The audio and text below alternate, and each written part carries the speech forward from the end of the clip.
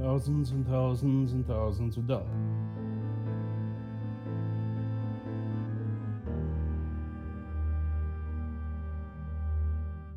Thousands and thousands and thousands of dollars. Will other people have vacations? I have root canal. Test, test, test, test.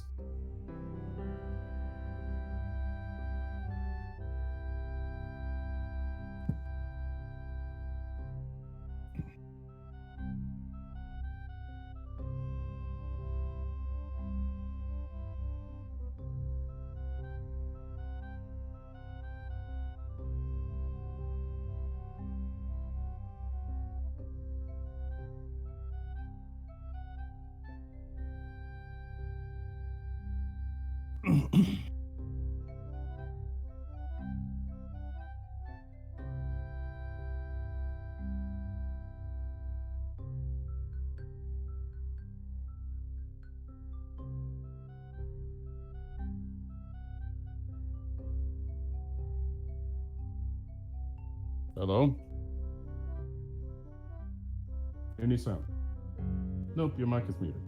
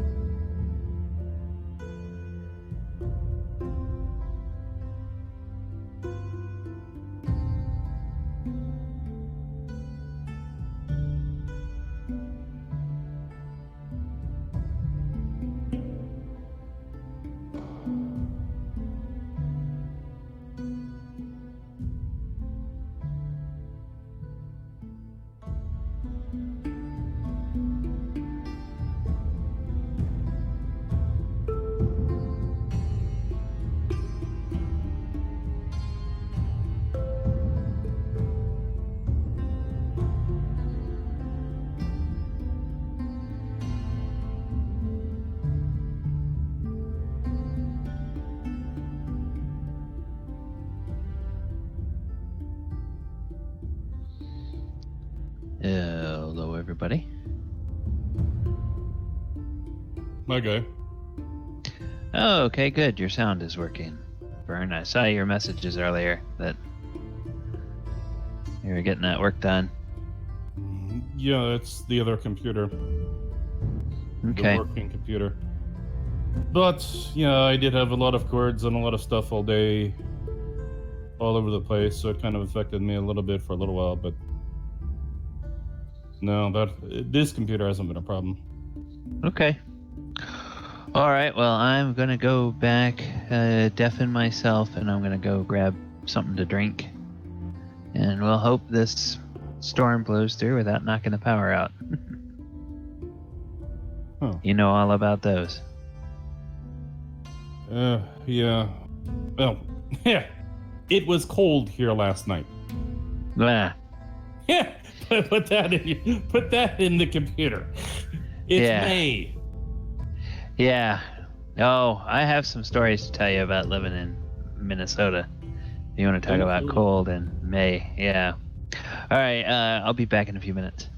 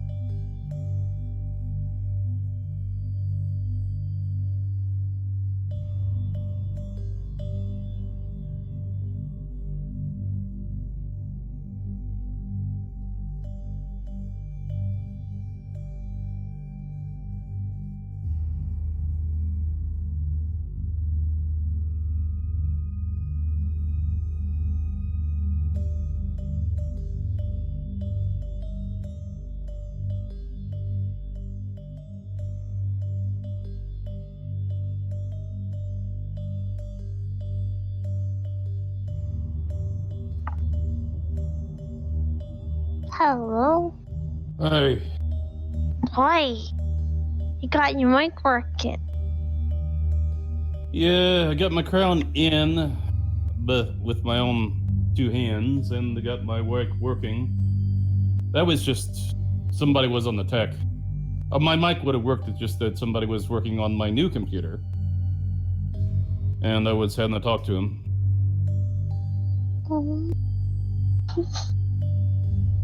I'm having a bad day, or maybe a good day. You know what?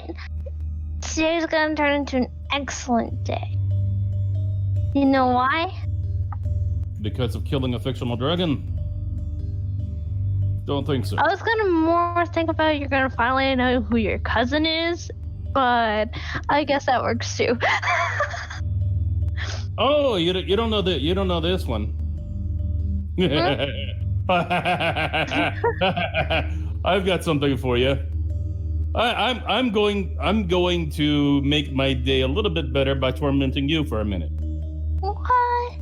Oh, You no. told me that. So here's a little story. You told me that. Okay, well, actually, we came up with this idea that your character is my cousin, right? I think I did, actually. Mm-hmm.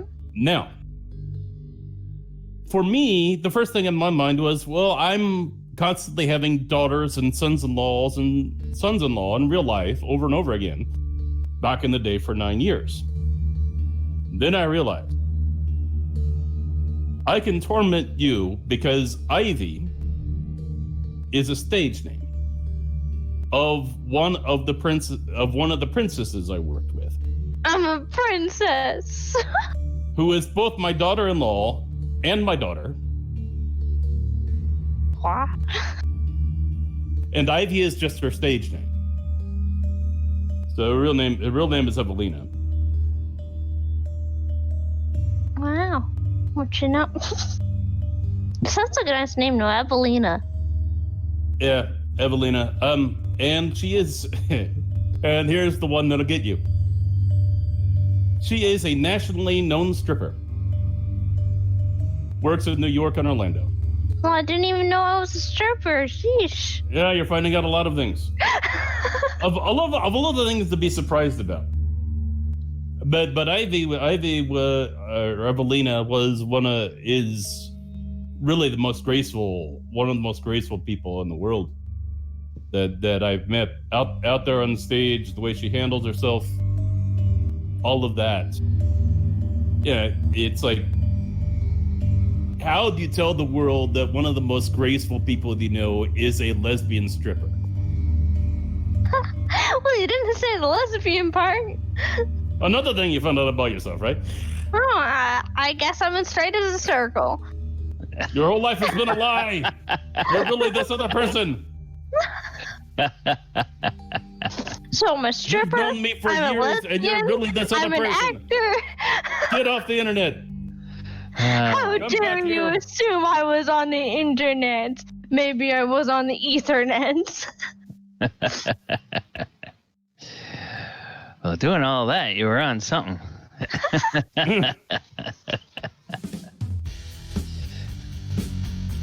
But she's very, very good looking, actually. So it's like, Well, that I can say about myself, no problem. But being a stripper, I don't think so. lesbian stripper, yes. Both my daughter Lesbian and my stripper, daughter-in-law. And currently the queen of the castle. From where I come. Oh, I thought we scared Chris away.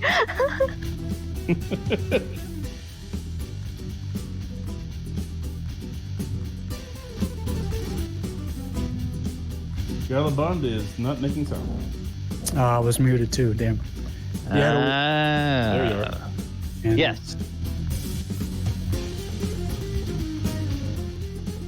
Chris, how's it going?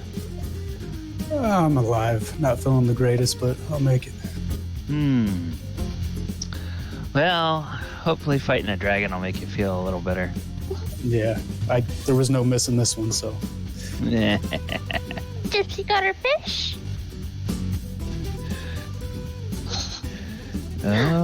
Okay. Countdown. 3, 2, 1. Time to play. All right, so we're gonna flip over to the battle mat on the stream. Make sure the stream is recording. And kill the music. And here we are. Welcome, everyone. Welcome. It's Thursday night. It's 8 p.m. I am DM Gallibond. And that means this is session 20 of the Dragon of Icespire Peak. And I don't know if you will hear any ambient noises in the background during the evening, but the Weather Channel app on my phone has been going off to alert me that there is a storm in the area, and even if it weren't going off, the loud occasional thunder outside would be a clear indication that there's a storm in the area. So hopefully we don't get power knocked out, so that we can get our session in. All right, hey Turbo, welcome to the stream, my friend. All right, we are going to go ahead and pick up where we left off last time, which is the party had just gotten to Icespire Peak or Icespire Keep. They had seen the dragon through the eyes of the owl familiar, and they had decided to try to sneak inside the keep and work their way to the roof. And when they did sneak inside, they found that there are some humanoids in there. And most of the party is in a hallway. Gorrim has rushed in, and it is time for everybody to go ahead and roll for initiative. The board is cleared, so you guys can roll as you wish. I am going to add turns for each of my creature types on my side. And then I will... let's see, I'm going to go back here. I'm going to... Yeah, I messed up. You're going to have to add my number. That's all right. So we'll roll the initiative for him, and that's a 13. So 8.13 is his dex. I'm actually going to change the name of this guy to Cult Shaman, because that's what he is. His token comes out of the standard monsters that are included in the adventure, but I dug into D&D Beyond to pull out a creature type for him. So we're going to go ahead and give him initiative. Oh, crap. Let me roll. He has... Okay, so he has 6.15. So my guys are not rolling very well.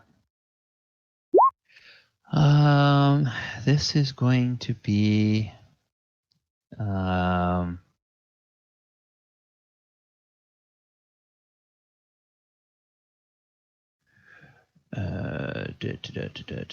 this guy is going to go, and he's going to get to roll 3.10, and then I'm going to do copy, and I am going to paste, and I am going to call this one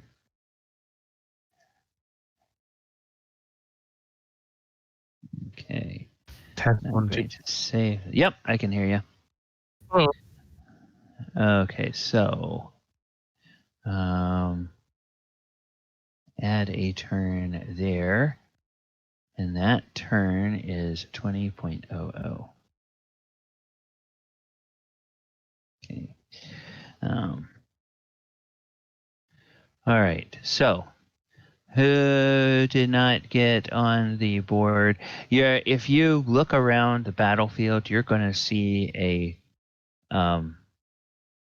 second, what looks like a second dragon. It's really not a second dragon. It's just a placeholder for the lair action turn. So you're not fighting 2 dragons. You're only fighting 1. Yeah, Abinadom rolled a 10, but I didn't have it selected before I rolled. Okay, so here's Abinadom. Add a turn for him. And Abinadom, what's your actual dex score?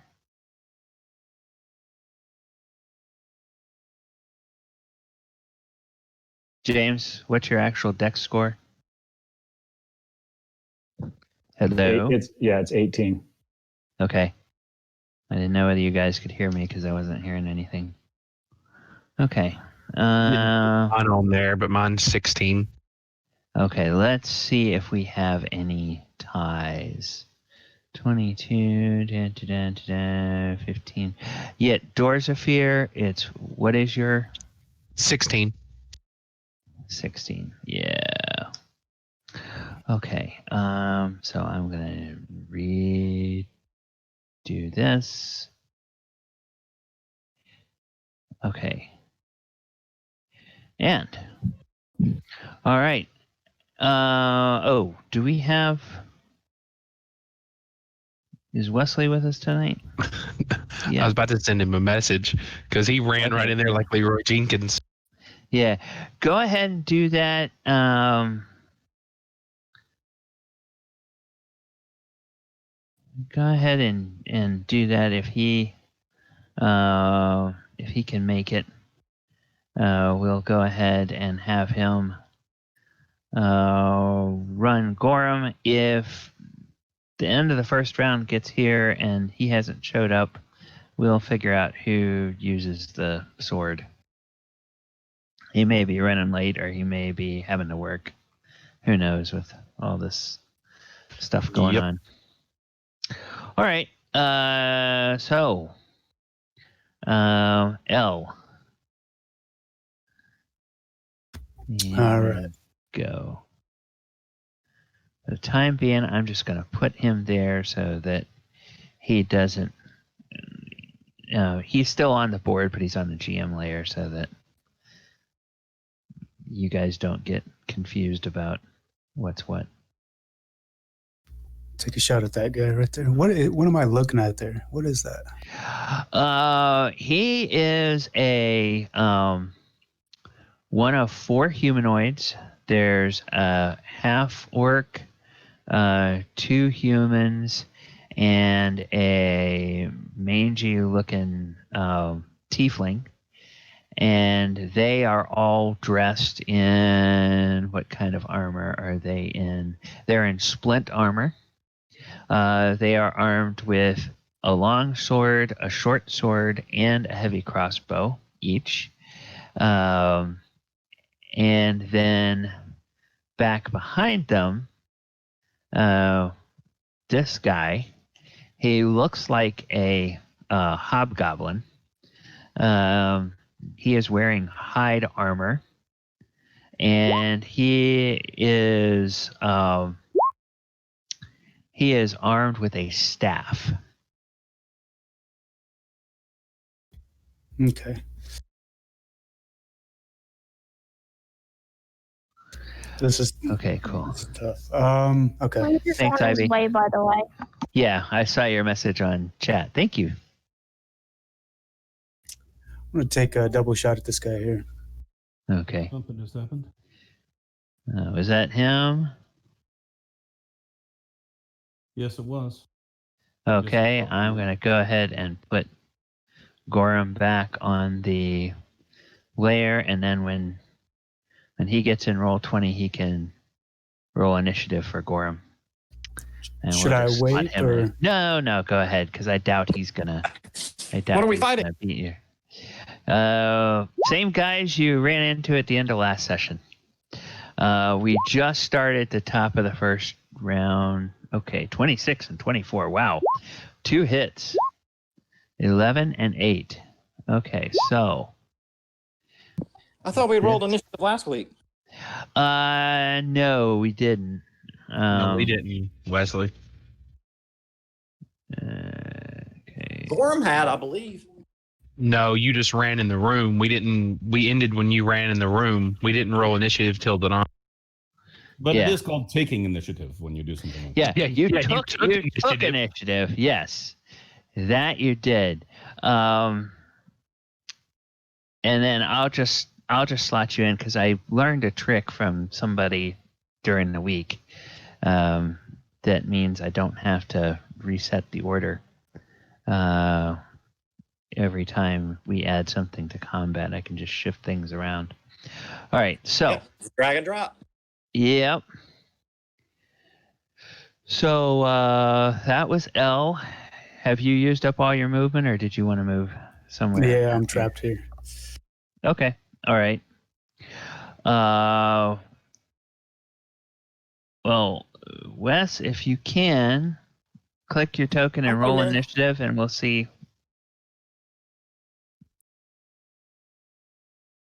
We'll see where to slot you in.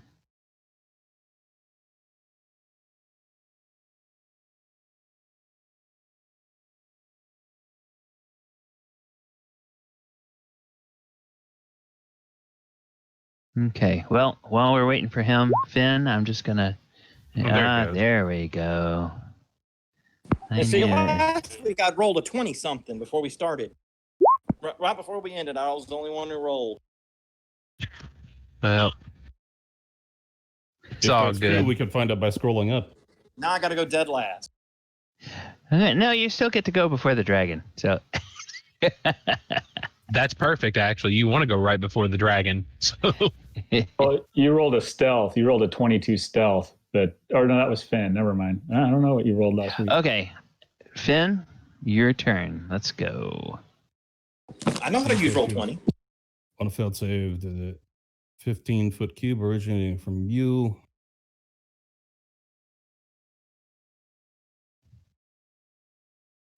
What? For pity's sakes. 3, 4, 5. This is the best I can do. The 15. Oh, can I do that? 1, 2, 3, 4, 5, 6. Yes, I can do it. 15 foot. Bang! So 15 foot.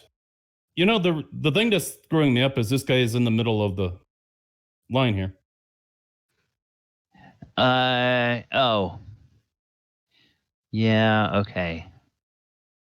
That's part of it. Now, box. Okay.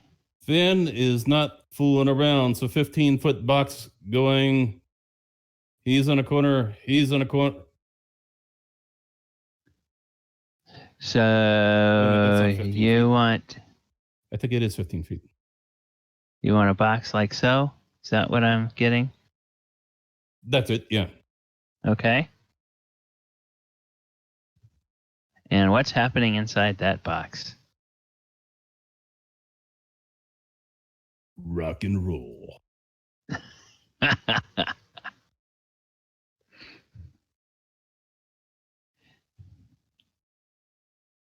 And that...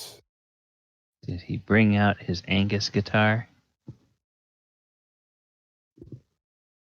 He's going to big on some Angus.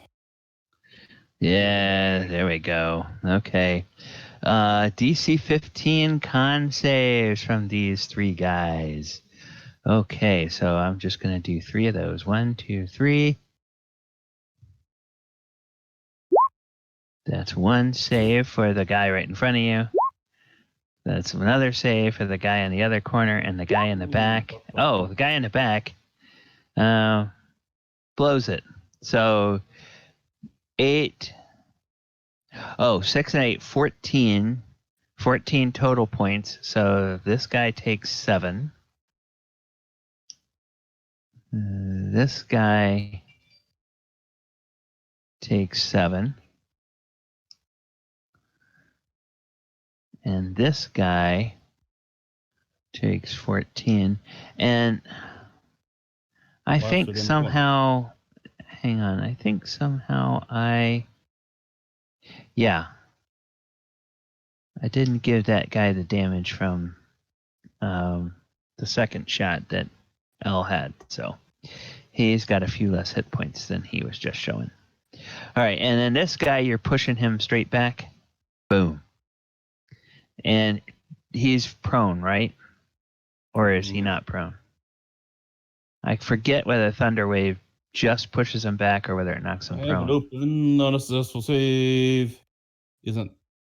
Failed save. Creature takes 2d8 and is pushed. Nothing said about prone. Okay, so not knocked prone. All right. But hey, since I'm feeling a little generous tonight, roll me a d4.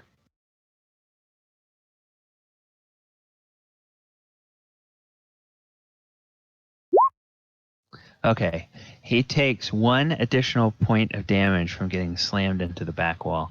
So, Bump. okay, so that was Finn. And I'm going to put a name on your token so that you have a name on the initiative counter. All right, on initiative counter 20, losing all ties, you are in a dragon's lair. And that means I have to double check and see something. I have to check something. Okay, I need to measure.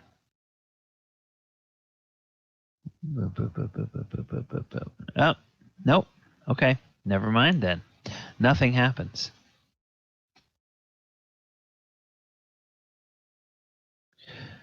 Well, actually, that's not. Yeah, nothing happens because he can't see you anyway. He's on top of you, but he can't see you. All right, so Dorzaphir, you're up.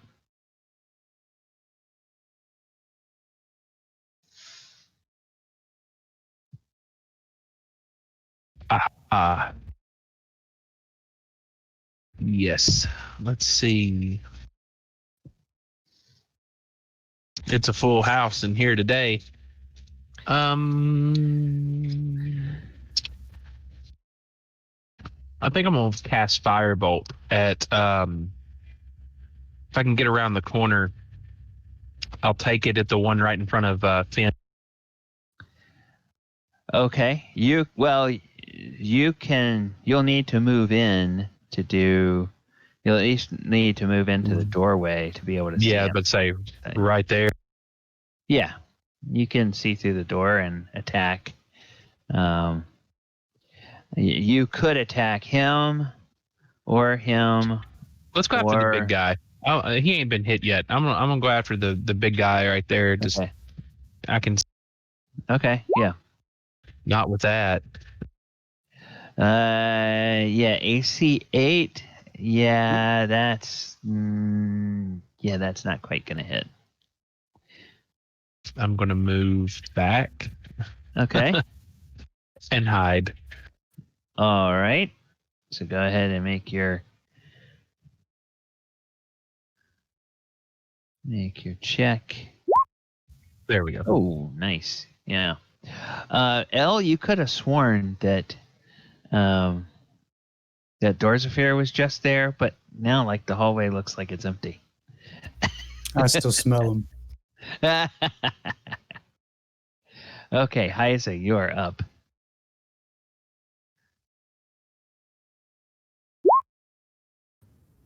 Spirit Guardians. Spirit Chainsaw. Guardians. And who are you? Oh, wait a minute. Okay. No, you don't have to see them. You just have to know they are there. Any number of any number of creatures you can see. Let me move 5 feet before I use it then. Okay. Hang on. Do you have line of sight? See, that wall is kind of gonna get in the way of seeing Abinadom.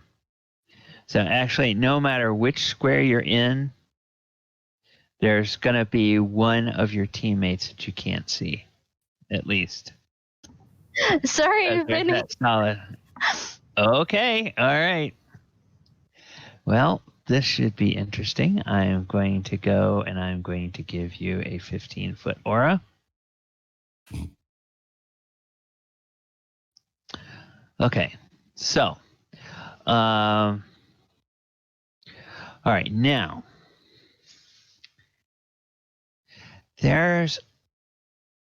I've got to look at the wording on this because there's a strange verbiage on some of these aura spells that we were looking at in the Sunday game. And they've made a ruling on one of them, at least, that didn't work exactly the way it seems like it should. So let's do Spirit Guardians. And let's see exactly how it's worded. Okay. Affected creature speed. Okay.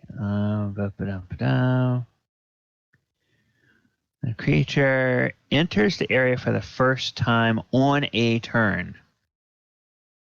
Or starts its turn there. It must make wisdom saving throw. Okay. Here's the phrase that seems to be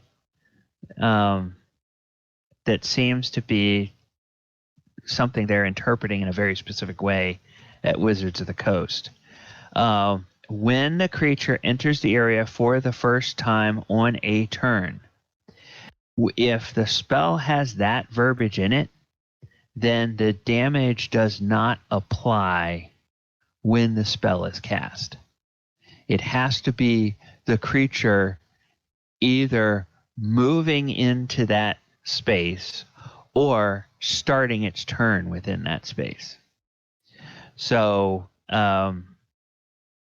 normally you think of something like Spirit Guardians, you would normally think it would deal damage as soon as it pops up, but it doesn't. It waits until the affected creatures have a turn before it deals any damage to them. So, That's perfectly fine.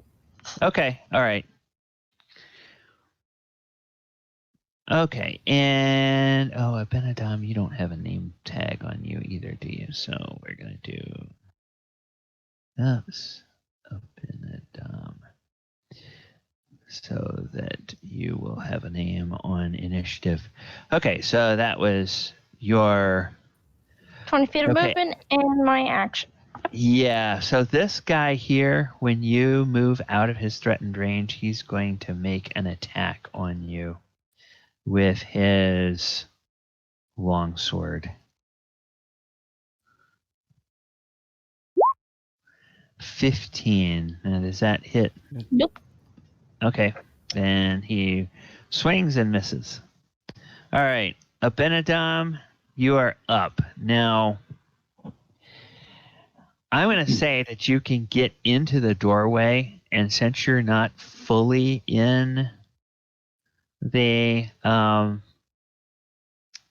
area of the Spirit Guardians, I'll give you the ability to contort yourself so that you're just staying out of the edge of those if you want to do something.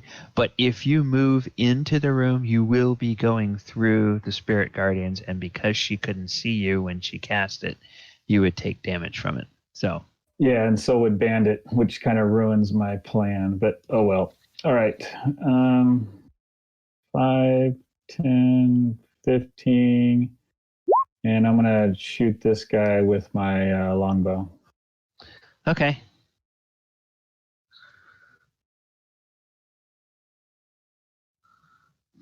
I said sorry. Yeah. Oh, 10, that's going to miss. So that was 15 feet of movement, and then... yeah, and I'm back out. Okay. All right. Okay. That's my turn. All right. Now the veterans go. So the one in front of Finn has been beat on. Oh, Hyza, you need to roll. Oh. Abinadom, and Finn. You guys all get 10 temporary hit points. Okay. If you didn't have it already, make sure you have that. I got 12 on my sheet from last week. Is it 10? Well, temporary hit points don't stack. So if you had something that gave you 2 and something that gave you 10, you would just have 10. Right. No, I know that. I think it was something else, wasn't it? No, it was that thing you gave me. It was that item, right? That gave me Constitution is what it was. Well, that's not temporary hit points. Those are real hit points. Anything that boosts your Constitution is real hit points. So and what you have to do is you just have to remember if you ever take that item off to change your Constitution score back to what it was before. I know that makes it kind of a pain, but I believe the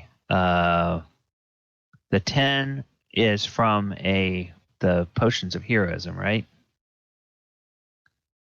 That's for aid, not potion heroism. Only me and Gorrim have those. Oh, well, okay. Aid, is that a concentration spell? Aid? No, it's not a concentration spell, and it's also actual hit points, not temporary ones. Okay. All right. It increases your maximum hit points and gives you the hit points as well. Yep. You're right. And For it's 8. just 8 hours. Yep. Okay. Good.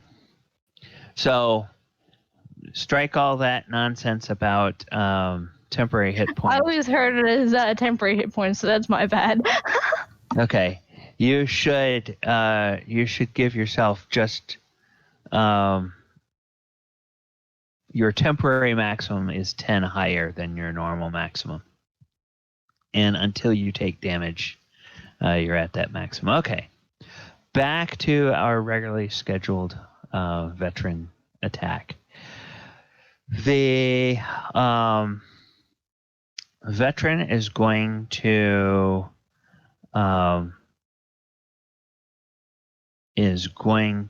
pull his short sword. So now he's holding both weapons. And the guy right in front of Finn is going to try to go Ginzu. He makes 2 longsword attacks. And... Ooh! Crit! Yikes! Okay, so... Nothing I can do with word either. So that's that. 11, 23, 28, 39. Okay, now... Oh, yeah, it's just the first box of damage. So it's just go to the... 22. 11 yeah, plus 11 and 11. Yeah, 11, because the second box is if he were using it two-handed. So, yeah. So 22 points, and then he takes a swing, or he pokes at you, I should say, with his short sword, since that's a piercing. One? Okay. Yeah, he gets 2 long sword attacks and a short sword attack. Two-handed fighter. Yep. Wait, he would have taken the Spirit Guardian damage when he started his turn, though, right? Yeah. So you need to roll your Spirit Guardian damage, Hyza, and that applies to everybody, all the enemies in the thing. Okay, so he takes 14, which is going to bloody him. Dang. He takes... Come on. He takes 14, which is going to give him his first wounds, and he takes 14, which is going to give him his first wounds. Okay, so the last hit was an AC 20. So if that hits Finn, that's another 6 points of damage. So 22 and 6. Yeah, that's 28 points in one turn for him. Then this other guy in front of Gorrim is going to do the same thing. He's going to do longsword, short sword. 23, a 14. I think the 14 will miss. Oh yeah, 14 definitely. And the 9 will miss. So he only hits you with a short sword. I forget that when you stack up attacks, it resolves them in reverse order. So the only thing he hit you with was his short sword for 5 points of damage. Then this other shaman did not much like, or this other veteran did not much like the Thunder Wave. So he's going to go after the guy what did the spell. And attack.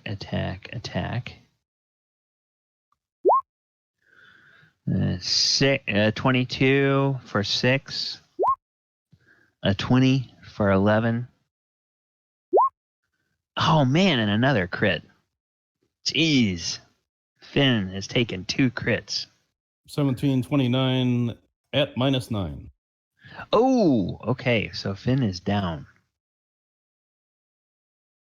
Okay. Talk to you later. All right. So let's do. All right. So when Finn's turn comes around again, we'll be doing death saves for him. And so then this guy is going to. Well, now he's kind of got to go in here. So he's going to take the 14 points of damage on this turn for going into the Spirit Guardians. And he is going to make 3 attacks against the caster, the obvious cleric of the Spirit Guardians. So, will an AC 20 hit you, Hyza? I'm sorry, I didn't hear your answer. Yes, okay, so 9 points of damage, and let me resolve all of these before we see how many concentration checks you have to make. So that's 1 hit for 9. Will a 17 hit? Nope. Okay. And a 6 won't hit. So you only take one hit for 9 points of damage, and then you need to make a concentration check. And 10 is exactly what you need. So Spirit Guardians, stay up. All right. And then the shaman goes. And the shaman says, "You should know better than to interfere with the cult of the dragon. We will destroy you all," it says. And it's going to... What is it going to do? It's going to... Ooh. Oh. What is this?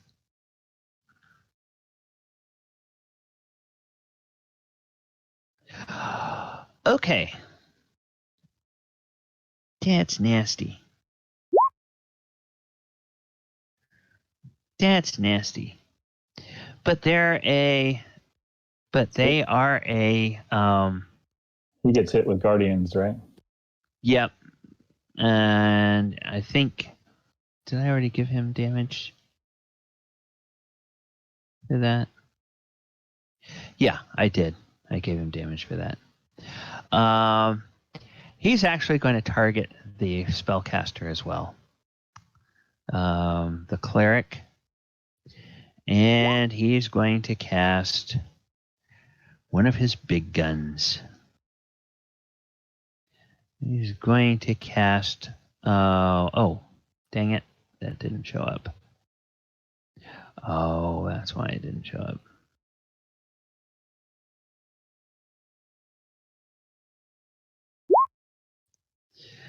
Okay. Hyza, I need you to make a Constitution saving throw.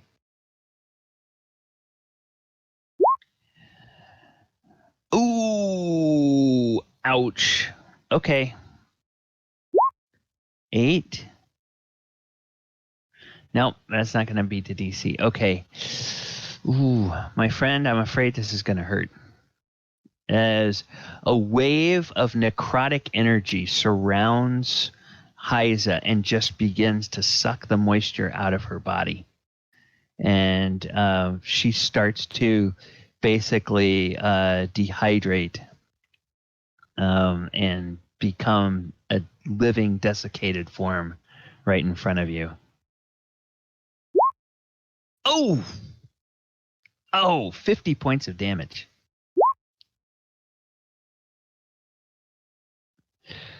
Is Hyza still up? Do you think she's still up? No. Okay. Okay. So she is down and she is making death saves. And this is why I bought the extra potion to run my happy button there and give to her. Oh, and as soon as she goes down, the spirit guardians drop away. So on the bright side of Abinadom, you don't have that aura to worry about next round. But that's his turn. Gorrim, now if you have some kind of great, incredible attack, there's 3 of them lined up right in front of you. You take them all out. I have no spells to cast. Ah, dang it. But This you would do be cleaving damage, right? Cleave through them like paper. Just go. Is drinking a potion an action or a bonus? If you have the potion already out, it's a bonus action just to drink it. If you didn't prepare the potion the previous round, it's a full action to pull it out, uncork it, and drink it.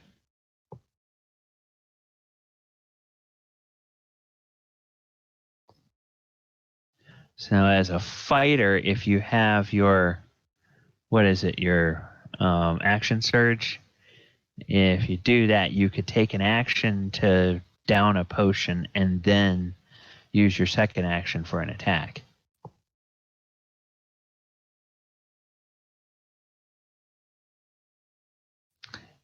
And who was it that cast the spells? The enemy spellcaster is this guy at the back. The guy in the very back. The hobgoblin looking dude. Yep.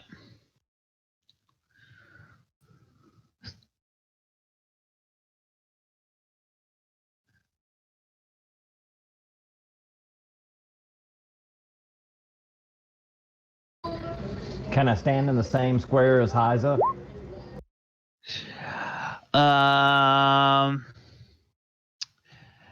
No, because she's gonna, her form is going to. Well, no, wait. Yeah, you can move into that square, but you just can't end on that square, because that's the way we do it. Yeah. You can move in. Yeah, you can move in there, but you just can't end your turn there. And you have plenty of movement to do that, so.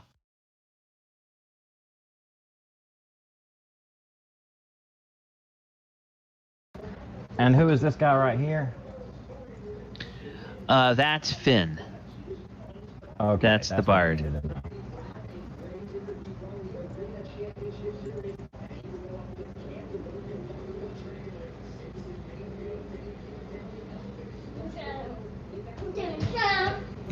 Mike's on. Oh, hold on. I got it set to disadvantage for some reason. Let me get that off. There we go. Okay. 20 and a 13. Okay. The 20.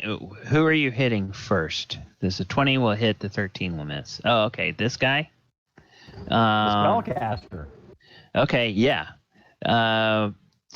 The 20 hits all of them. The 13 doesn't hit any of them. So yeah, you can do your damage for the 27. Okay.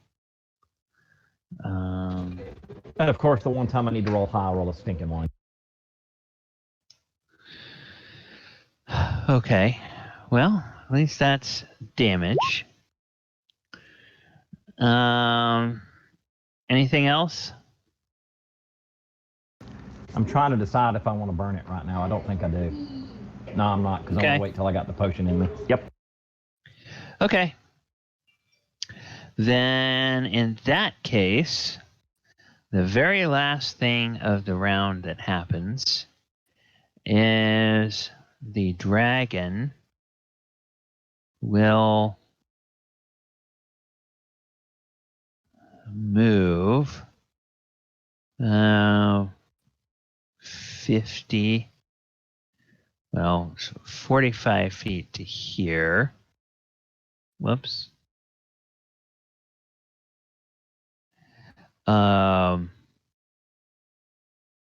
Then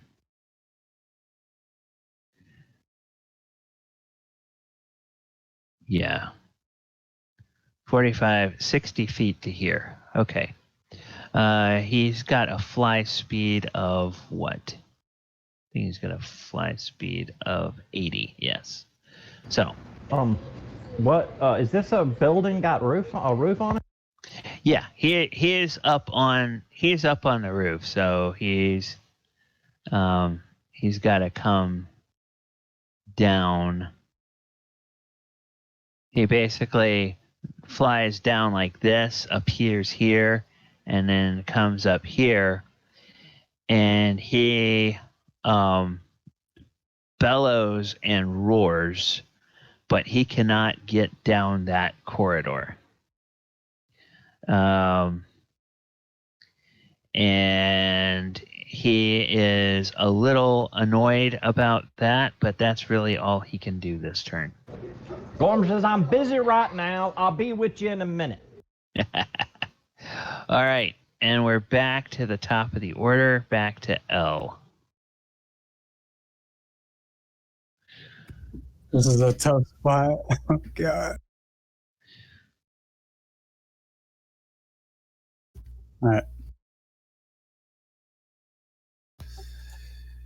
Take a shot at this guy I originally hit.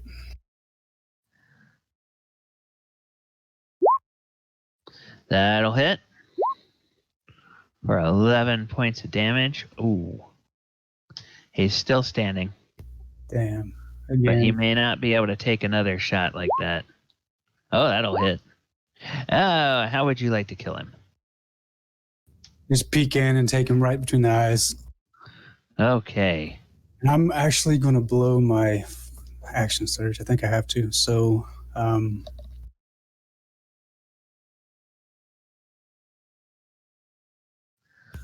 going to... Now, Finn is prone, so you can shoot across him if you want to. I mean, I don't know what you're planning, but... I think...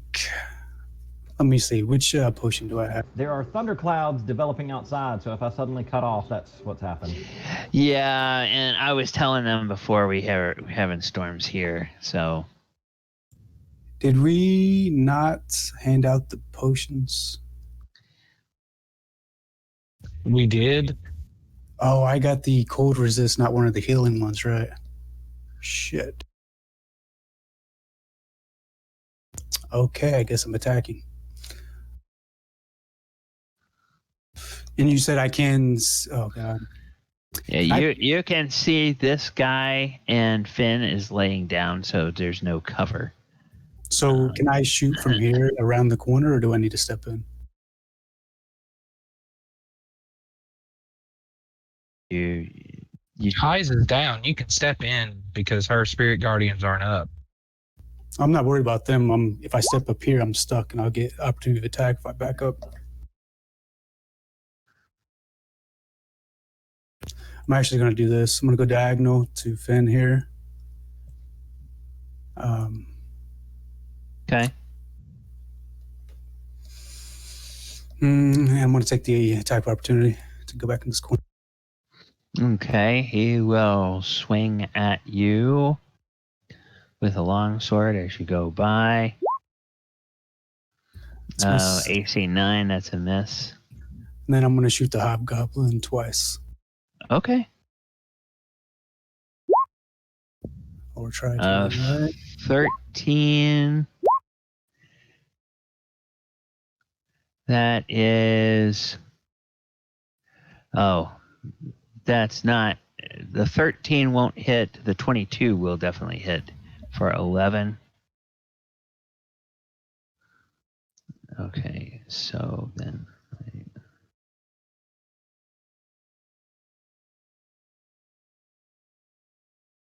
Okay, and then that is 14. Okay. All right. Anything else? That's it from me. Okay. Finn, roll. Oh, that's good. That's one. That's one to the good. So we're going to give you one of these with a 1. Okay. So, and then on the lair actions, he looks down this hallway. This door is open. He still can't see anybody. So nothing happens on a lair action. Dorzaphir, you're up. Dorzaphir is about to play rescue. I'm going in, so that's 5, 10, 15, 20. I'll take an attack of opportunity, 25, 25, so I can get to Hyza. Okay, you don't take any attacks of opportunity because this guy is down, and you're not leaving anybody else's threat range. Okay. Yeah, it's only when in 5e, it's only when you leave somebody's threat range that you take an attack of 10-4. Which is why I moved Gorrim to where I did, so that none of the enemies can move without me getting an attack of opportunity on them. Yeah, which is tactically very good. Okay. Well, I'm getting our cleric back up. I'm going to use my also action. Tactically very good. Right. To use a potion of healing superior, the one that I purchased just for this purpose. Okay. And superior potion of healing. Let's just. It's 8d4 plus 8. Okay, I'm going to let you roll the 8d4 plus 8. It's your potion. Don't roll all ones. Oh, okay. Well. My bad. I should have picked it multiples, but oh well. Oh, right, no, it worked out quite well that way. You got an abnormally large amount of 4. Yeah, so we have 2 and 4 is 6, 3 is 9, 4 is 13, 4 is 17, 1 is 18, 2 is 20, and 4 is 24. Plus 24 plus 8, 32. So, Hyza, you now have 32 hit points. And you start at 0, so don't count any negatives. So you are there. You said how many? 42? You're at 32. Yeah. I already changed it on your token, so. All right. And I'll just end my turn right there. Which means you are no longer bloodied and you are no longer making death saves. No longer. Okay. So, but you are still prone, so I should put that prone thing on you. As you have to spend half your movement to get up. And hey, just in time, Hyza, it's your turn to stand up, I guess.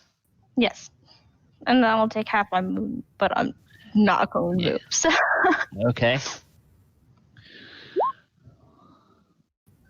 Spiritual weapon, 19. And who are you attacking? Big boy who shot me down. Oh, he couldn't get it right. Okay, now we have here. Get some dishwasher. Be right back. Okay.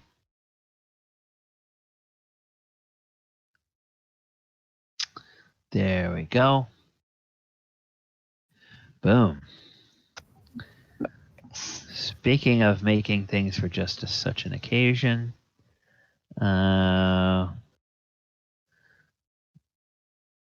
Hyza gave me a image for her thing, and this is controlled by Hyza Ivy. Okay. So when she gets back, she can now move her spiritual weapon around. But I'm just putting it over there next to this guy. Actually, I'll put it up here. Whoops.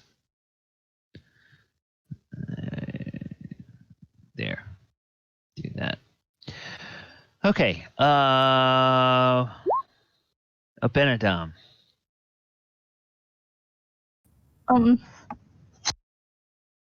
All right, I'm gonna take my a chance. quarterstaff attack and my spiritual weapon attack. No? Yeah, yeah, your spiritual weapon hit. The quarterstaff did not hit. On the middle guy? Yes, you're attacking this guy with a spiritual weapon, which hit. A 7 will not hit either one of them, so.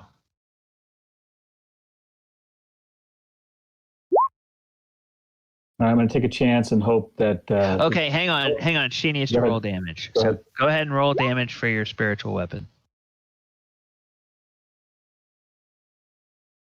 I'm trying to figure out how to do it again, because not doing it the first time. Well, just however much damage it does, yeah, there you go. 7. All right, -7. Okay. All right. Now, I'm sorry, Abinadom. Now you can go. No worries. I'm hoping this doesn't trigger anything. All right, Bandit's going to fly across here.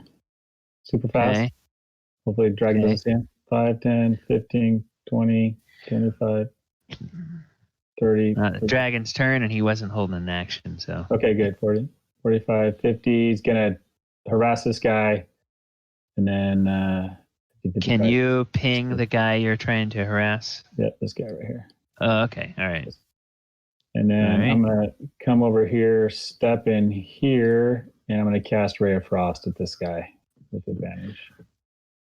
Okay. So go ahead and attack with advantage on that. I'd say since he has Spell Shake, couldn't he get all 3 of them in one shot?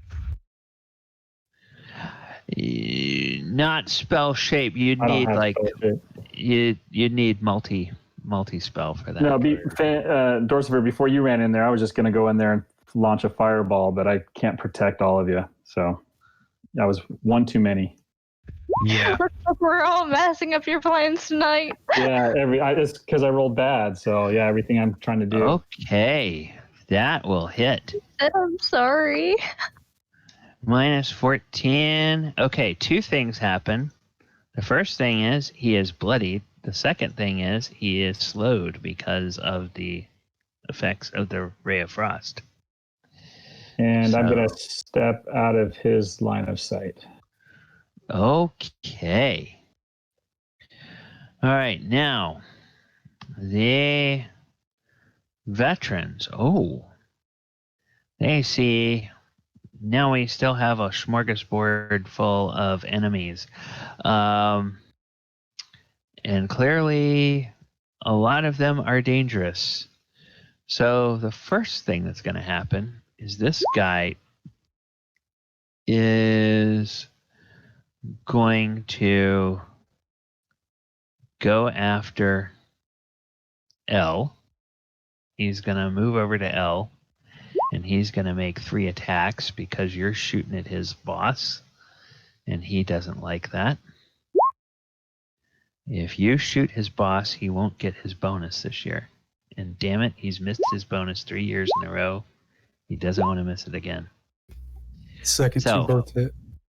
Okay, so 11 and 11, that's 22 points of damage from those 2 longsword hits.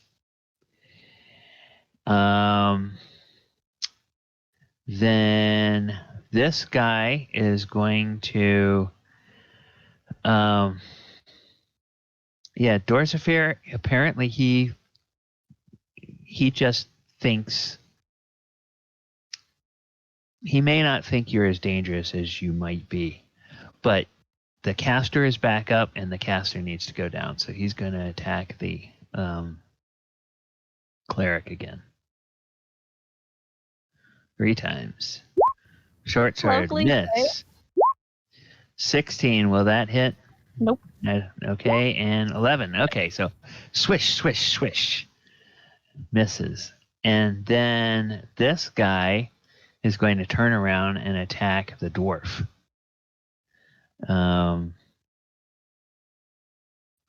Which is probably exactly what the dwarf wanted him to do. Miss. Ooh, crit. Well, I didn't want him to do that. And okay, well, 1 hit for 19 points of damage.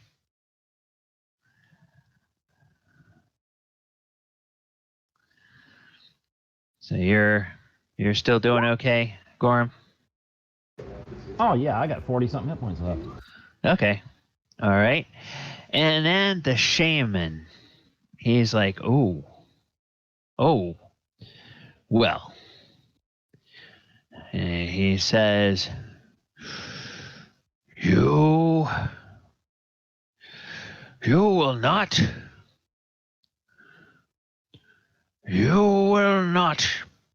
be able to mess with the plans of the draconic cult, the cult of the dragon. Okay, Gorrim.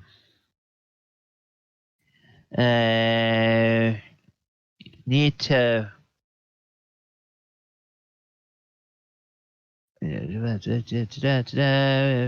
make a ranged spell attack against the target. Okay. So he's going to try to do Ray of Enfeeblement, and it has to be a... He's welcome to do that. Will an 18 hit you? No. Okay. That misses. You can roll it again if you want, since it'll be a disadvantage at point blank range. You know what? That's true. It is a spell, a range spell cast. That's disadvantage, Okay. right? Yeah. So I'm not even gonna roll it again, because if it's disadvantage, then even if it's higher, it still wouldn't hit. So he just misses. Darn! I was hoping to make you waste a crit. And he is very sad. So Gorrim. Good thinking. I don't like this guy casting spells at me in the party. Gorrim is going to use his item interaction to sheath his sword, and I'm going to grab his arm and attempt to grapple him. Okay. All right. So make an attack roll. And if you hit him, then he has to make an opposed strength check with you. An attack roll? I thought it was just Yeah. those strength checks. In 5th edition, a grapple. Let me just double check that I have this. Have this correct. A grapple is an attack in 5th edition. Yeah, when you want to grab a creature, you can use an attack action to make a special melee attack a grapple. And if you're able to make multiple attacks with the attack action, this attack replaces one of them. So you don't even have to give up both of your attacks. There we go. You can. The 20 get him? 20 does get him, yes. And okay, Yeah, he has, that is not one of my better rolls. Okay, but I believe his roll has to be against your 20 since you hit with that 20. He's got to make a strength check against that 20. So it doesn't require you to make a second thing, and he fails. So he is now slowed, and he is grappled. So he's bloodied, he's slowed, he's grappled, and he's got a spiritual weapon banging on him. Yep. Speed becomes 0. Now that I have him grappled, and I still have a second attack left, I would like to use an opposing strength check to knock him down and make him prone and completely restrain him so he can't cast spells. Okay. Go ahead and make another strength check. I guess I could use your 16. Since he's grappled, do I have advantage on that? Yes, yes, go ahead and make a strength check with advantage. 16. And so he's going to try to oppose that. Oh, okay. Well, you have him grappled, but you can't push him to the ground, we'll say. Well, it was worth a try. Yep. Yep, and that works because they are both medium creatures. The hobgoblin is a little bit taller than the dwarf, but they're both considered medium sized creatures. So he can still grapple. And for my bonus action, I'm gonna go ahead and use my second wind. Okay, and get 11 hit points back. All right. And then the dragon gets to go. But I do have him by the arm, so if he tries to cast spells, he's going to have a really hard time casting schematic spells. Okay. The dragon is going to fly over here. And of course this map is made so that it's kind of just off center a little bit with the way it's drawn. Okay, so he flies there. This door here is open. This door here is open. Oh, hey, now he can see enemies. He can see just the edge of the two guys. Yeah, 3 of you. Okay, but that really doesn't matter what he wants to do. So he's just going to blast us with an ice breath. Yeah, blast you guys with an ice breath. So let's do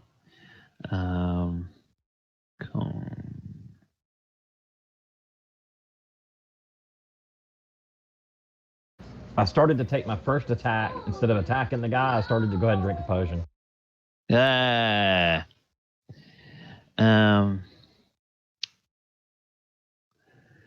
Let's see. This is the one. Cone, I think.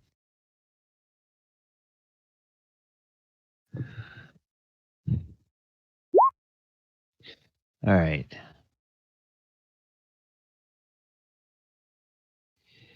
Yeah. Okay, it's gonna look like fire, but it's really not. Here. So let's do this. Let's turn this around this way. And let's put it here. And then let's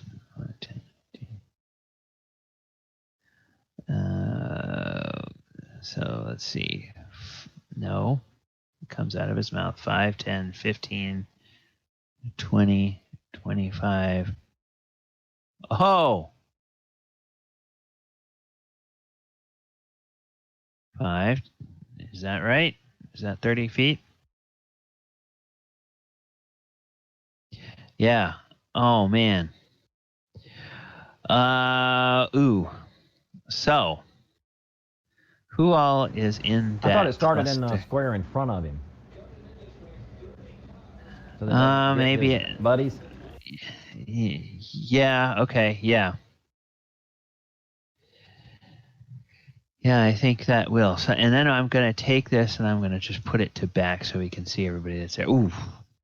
Okay, so 2 veterans are going to have to make saves.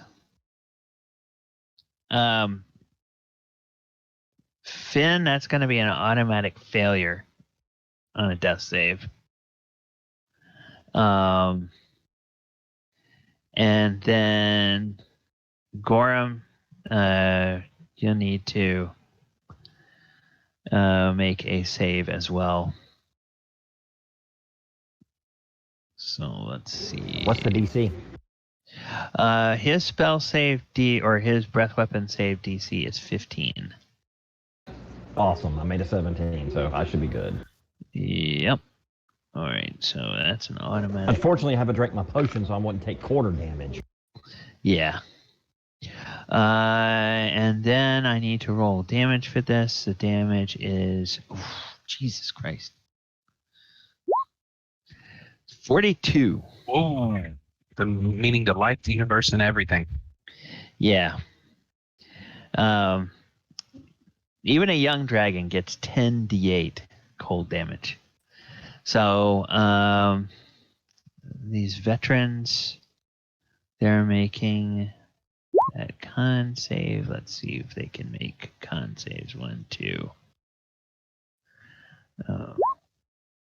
Oh, there's one failure.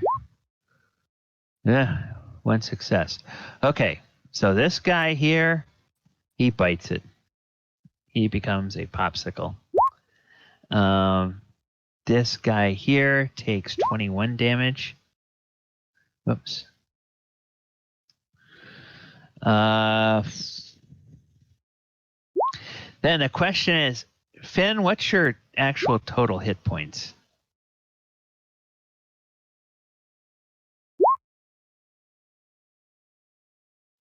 Oh, crap. Oh, crap.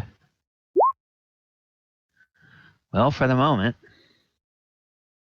Finn is dead and cannot be revived by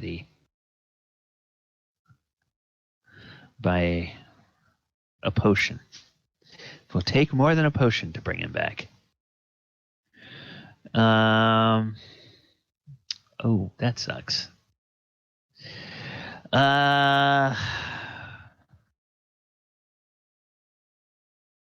L. All right, I want to release my grip on my bow, drop to the floor, draw my rapier, and whack at this guy twice. Okay.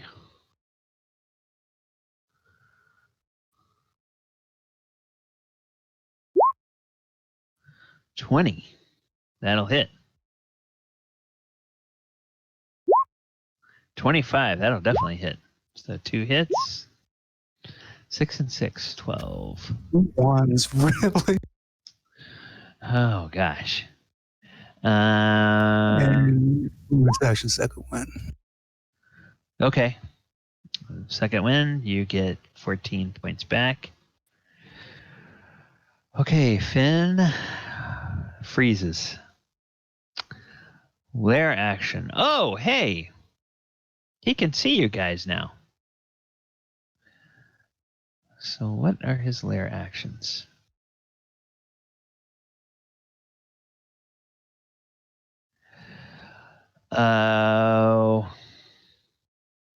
Okay. 3 creatures he can see within range. Or up to 3 creatures he can see. Okay, let me just verify if he has line of sight to Gorrim. Yeah, I guess he does have line of sight to the edge of Gorrim's square. So, Gorrim, Dorzaphir, and Hyza, he is going to make attack rolls at +7 against the 3 of you. So, d20 +7. And this is for causing basically spears of ice to appear on the ceiling above and just rain down on top of your squares. So a 10, that's against Gorrim, that'll miss. This one is going to be against Dorzaphir. Ooh, crit. And against Hyza will be 16, and I think that'll miss. Let me roll. Even with a crit, can I roll shield or cast shield? That's +5. No, it'd be 27. I never make it. It'd be No, we're good. Yeah.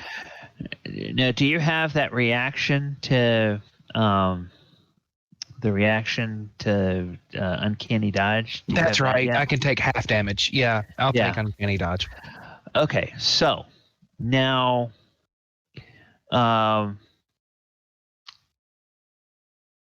gonna roll damage for Hyza, and then I'm gonna just add the static for Dorzaphir.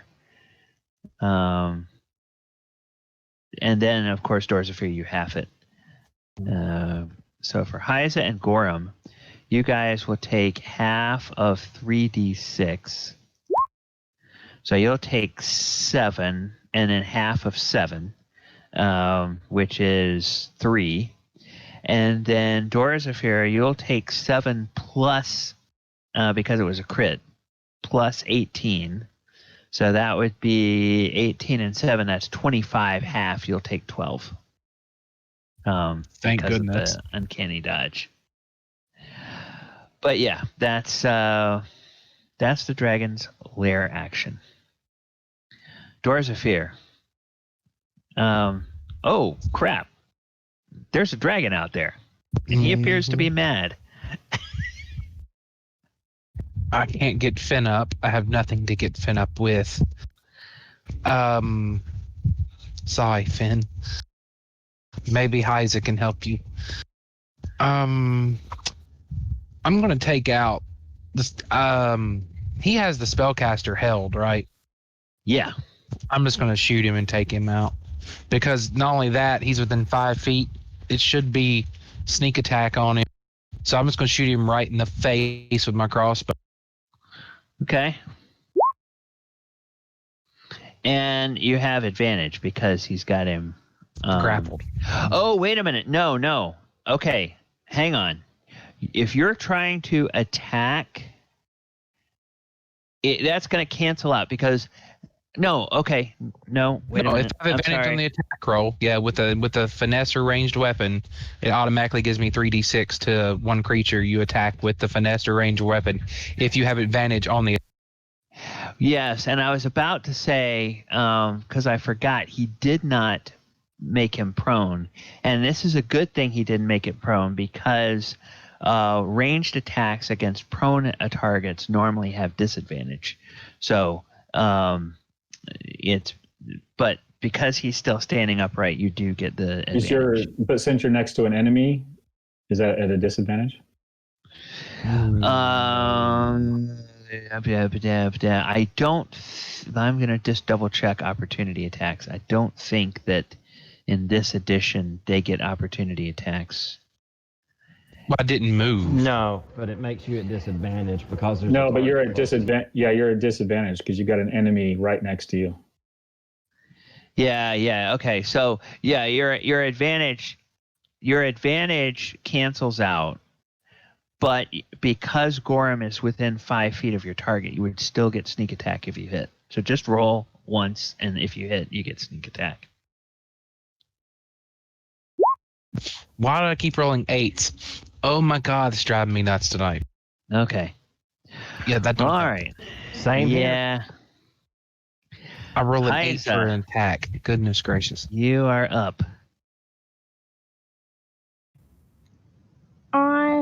I'll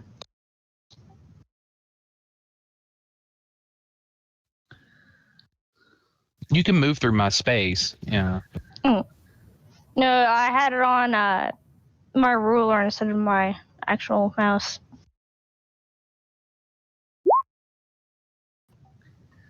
Spare the dying. Okay. Well, okay, no. Now that won't work on him, he's because Finn actually took enough damage to be dead. So you would have to have something like what is it? Revivify, I think, is the lowest level resurrection. So yes, you have to have that. Okay, we'll cast that then. Okay. All right. Hey, Finn, you're back. You're back in the game. No more of these, no more of these, and no more of this. And you have 1 hit point. Okay. Well, you guys had enough money that she needed to have material components. She could afford it. Just mark that out of your inventory in terms of gold, Hyza. All right, so the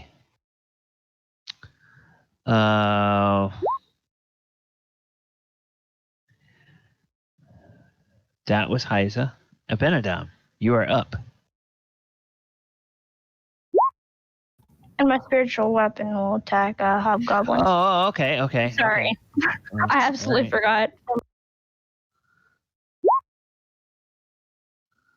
16, that'll hit. Roll damage. Okay, chipping away at him. All right, now Abinadom, you can go. All right, 5. Is this 10 or 15 going through him? You can't really cut the corner, so it's. Oh, I can't? That it's a hard corner because of the wall. So yeah. Oh, shoot. Yeah. So 5, 10, 15, right. 20, 25. You could get here with 30 if you're going closer to the dragon. No, I was trying to avoid this guy right here, but if I can't. Okay. So I'm just gonna come up here, and I'm gonna fireball him. Oh, okay. All right. So he has to make a dex save, and what is your spell save DC? 15. Okay, well. Oh, what a cruddy roll! Wow. Oh my goodness. Jeez. Okay. So he makes that. Now let me just double check. Does he have? Nope. They do not have vulnerability to cold damage. So he will only take 13 of that because he made his spell save, or he made his dex save. Okay. And I will shoot. I'm like right in his line of sight now. Yeah, I'm just gonna. Well, you still have movement. You can move over here. Yeah, I guess I'll do that. I'll move right here. Oh wait, no. No, oh yeah, you won't get any opportunity attacks if you do that. All right, and then yeah, and then this guy, I'm just gonna move him up here. That's my turn. Okay. Okay, the veterans, they're like, shit. Okay, the one is gonna keep going after L. And we'll do long sword, short sword. Miss, I think, and miss. 13 doesn't hit you, does it, El? No, I guess 16. Okay, so 3 misses. Swish, swish, swish. The other veteran. Okay, yeah, Dorzaphir, apparently you really are not the most dangerous thing in the room, but that damn wizard throwing fire around, that could hurt the boss. So I don't like that. He's gonna try to attack the wizard.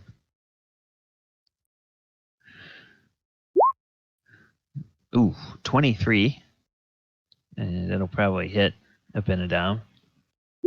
19.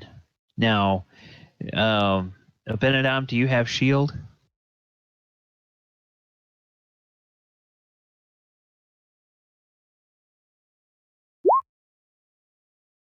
Okay. So now, your normal AC plus 5, is that 19 at least? What would that give you if you cast it?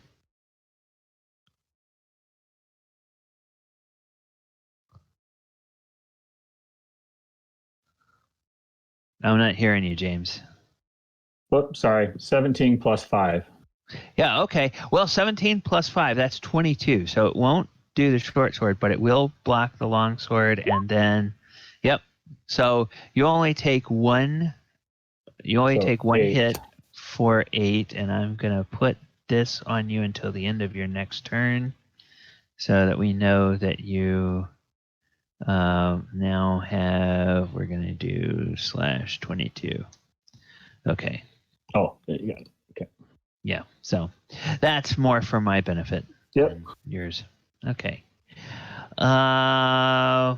Great.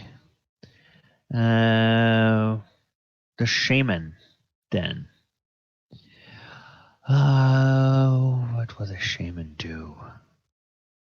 The shaman turns to the dwarf. Oh, you've got him grappled, so he's got to try to get out of your grapple if he wants to cast a spell. Unless, does he have anything that's any kind of teleportation thing that he can do? He does not have any kind of teleportation thing that he can do. And anything that requires verbal and somatic he cannot do because of...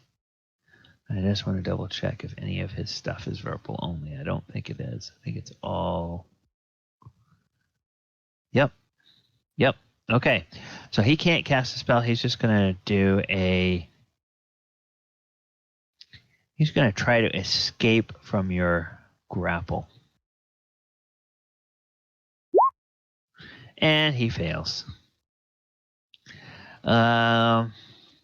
So now he's just there sneering at Gorrim and saying that the cult of the dragon will feast on all of your bones. Gorrim, you are up. That wasn't a very nice thing for him to say to him.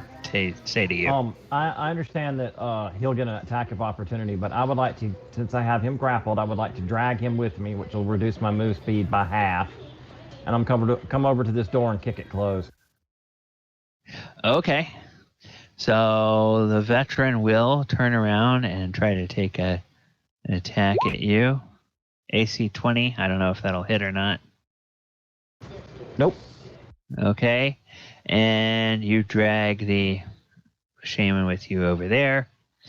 And you kick the door closed. And you hear a great bellow from outside. Gorrim laughs at this. He finds this entertaining. I'm going to use my bonus action to pull my sword out with my free hand and smack this dude a couple of times. Okay. Oh. Okay. All right. For 22 points of damage. He is looking very, very hurt now. Okay. And the dragon roars. He's going to roll a d6, see if he recharges his ability. And he does not, so he cannot use his breath weapon this round. He can't see anybody, even if he could. So he is going to make... He is going to make a...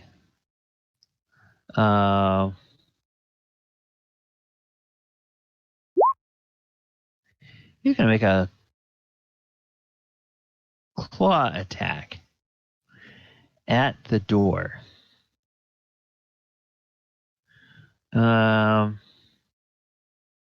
Actually, he's just going to go claw bite at the doorway.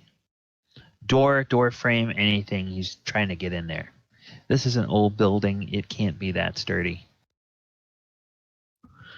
And he's a dragon. He believes himself capable of knocking down any obstruction. Well, not with that claw. Yeah, that claw will do some damage. And that bite will do some damage. Okay. There is a great crash out beyond the door. And the dragon is actually able to move in here. Because he bashed away that outer doorway. So he's coming, but he's too big to fit into that chute still. And it is now back to L. L, what would you like to do? Give him the quick 1-2. Okay.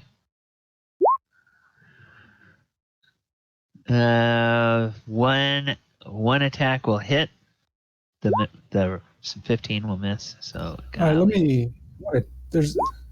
Okay, so I wanted to make sure that damage roll wasn't broken. That's Okay. the third one I rolled in a row. So. Goodness. Okay, so yeah, you're chipping away at him. Finn, hey, you actually have a turn. That's not a bad thing. That's Yeah, you have 1 hit point, but you have a turn, so you can do. So healing potions are bonus actions. If you have it out. If you have to fish it out, it's a full action.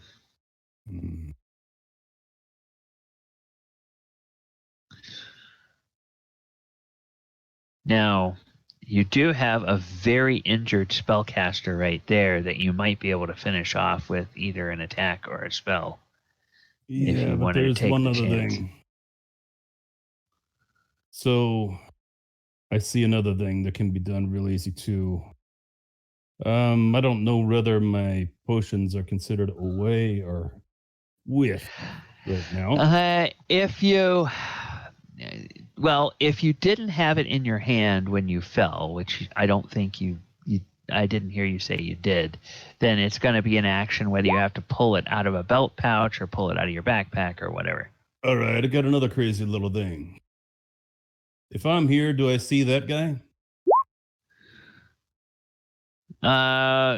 Yeah, you do. Then I make the face that you see. And it's time for a jump shot. Call back. Okay, DC 15 wisdom save for him. Let's see. Wisdom, well, it's not great, but it's not horrible. 11. Nope, that's a miss. So go ahead and roll some. 11 psychic damage. And he runs away at full velocity, leading to 3 opportunity attacks. Oh yeah, one from Hyza, one from Dorzaphir, and one from Abinadom. Jump ball. Call back. Did my So- shield, was that my reaction though? I don't think I have a reaction. Oh yeah, that's true. So two opportunity attacks. Hyza, I want to ask you to go into D&D Beyond and look up spiritual weapon, see if it gets opportunity attacks or not, because I don't want to stop combat to look that up myself. Okay. All right, so Hyza, you hit for 3. And then this guy, he just runs away. Ah! Ah! Ah! Ah!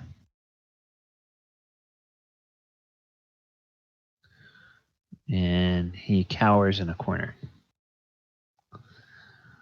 I think Gorrim answered on that the opportunity attacks doesn't work on force movement. But it Oh, does. okay. That's Is right. that considered force movement though? It's Yeah, kinda because weird he- without- Yeah, I was dragging him. He was dragging him. So yes, it is forced movement. Oh, I thought you meant with the dissonant whispers. Sorry. No. The Yeah. she was thinking about would her spiritual weapon would have gotten an attack on the shaman when Gorrim dragged him away. Thank you, Wesley. If you don't have inspiration, go ahead and give yourself inspiration for remembering that bit of the rule trivia. Well, thank you. And then it's the lair action. Oh, and because of Gorham's quick thinking, the dragon can't see anybody again. Haha. So he doesn't get a lair action this turn. Dorzaphir. So I can see the shaman dude right in front of me, and I can see the scared, pissing his pants dude in the corner, and the one attacking. You can see all 3 of them. Now, you've been around enough to know that when the fear effect is on somebody, and let me just give him a token for the fear effect. When the fear effect is on somebody, you know that if they take damage, that usually breaks the fear effect. So if he's running away, tactically it might be good to leave well enough alone. But I'm going to attack the shaman. okay. He's got a lower armor class anyway. There we go, for once. Oh, right. How would you like to kill him? So as Gorham's holding him there with one arm, I sit there and just I snap my fingers, point at his face, and go boom, and just watch him, his face just melt off as he falls to the ground. Sorry, Gorham, you don't get the privilege of killing this one. And as He says, he but I have a good idea of what to do with him. Yeah, use him as bait for the dragon. as he starts to erupt in flame before the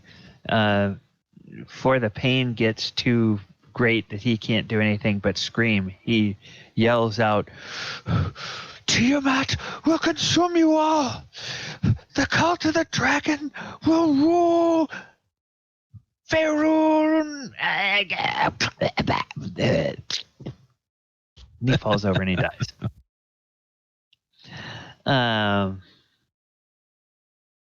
Hyza.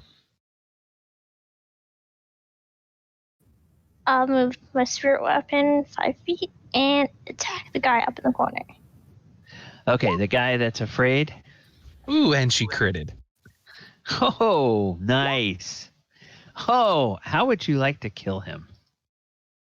Just whack him over the head and make a dent right in the middle of his skull. Okay, there's this smack, and then you guys hear like the sickening crack of bone, and the guy just sort of collapses into a heap in the corner there, and he is very, very dead. Nice. Okay, guiding bolt. Abinadom against the other Nice. veteran. That's gonna be a hit. Okay. Did you? I think you're just automatically rolls advantage, but did you have advantage on that for any particular reason? No. This is just 12. Yeah. Okay. All right. So. I mean, if you want to give me advantage, This is gonna be awesome. Okay. This is gonna be awesome because I'm gonna have advantage on this. Okay. Well, all of the enemies in the room are either dead or bloodied. And now, Abinadom, you are up. Okay, I'm going to go 5, 10, 15, 20, 25, and look out through here and cast Fireball again to get this guy. Okay, can you ping the point you want to? Yeah, I mean, it's going to be, it's got to be like out here. Like I can see. Okay. Probably out here. Okay, so then I do have I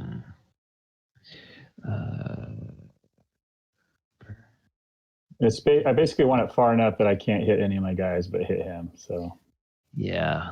So probably right out to here. Okay, so we're okay here.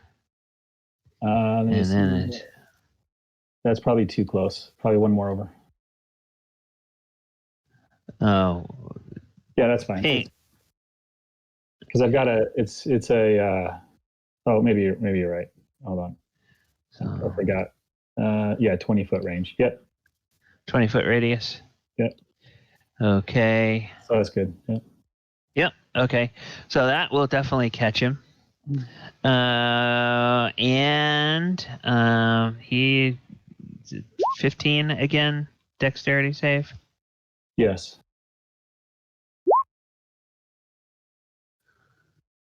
Damn. Oh man. So yeah, he's getting lucky on those. The DM's rolls are hot tonight. Yeah, they are. TPK tonight, guys. TPK. And then I'm going to use the rest of my movement to just back out. Okay. All right. Well, there's only one veteran left, and he is going to feverishly hack at L, and as he does, he says, "You will see. I will be rewarded by Tiamat when she comes in her glory." And he attacks 3 times. 23 will probably hit, 15 will miss, and a 16 will... First and last, yep. Okay, so 7 and 9, total of 16. And the shaman bleeds.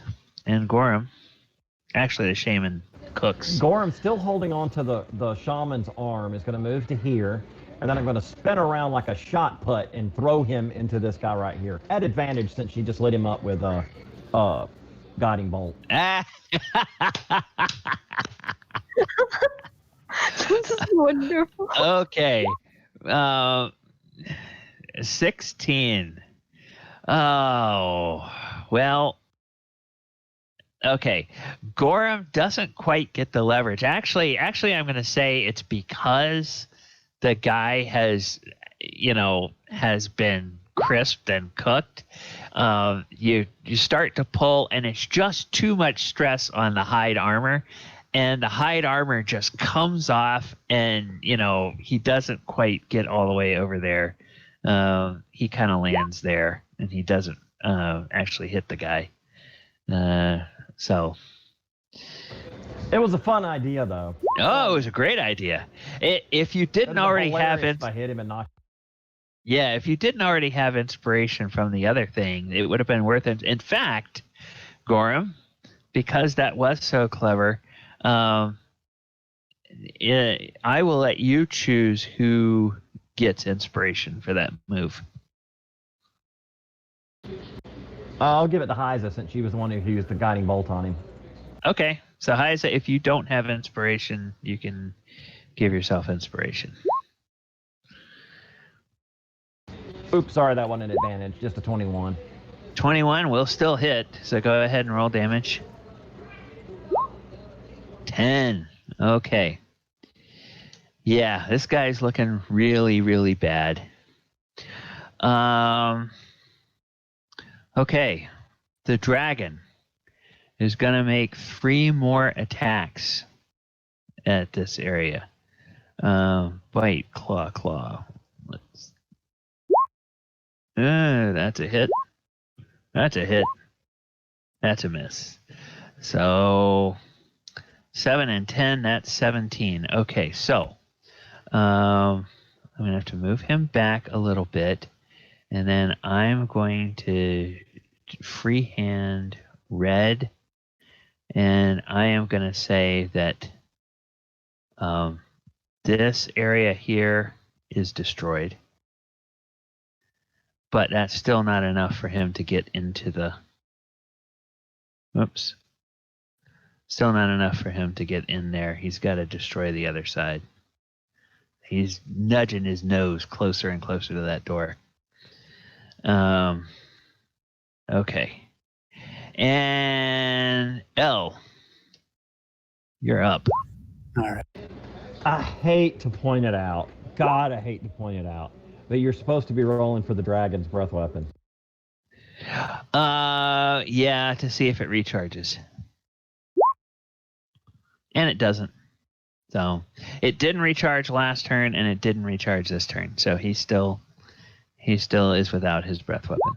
Thank you for the reminder. Oh, critted. Oh, nice. For 10 points of damage, and a 14 will not hit. Okay, this guy is very, very wobbly. Looks like a strong breeze might knock him over. But he's not quite... I'm not dead yet, he says. Finn, you are up. Unless L needs to move or anything. Oh, no. Okay. I'd say this is a good angle. Yep.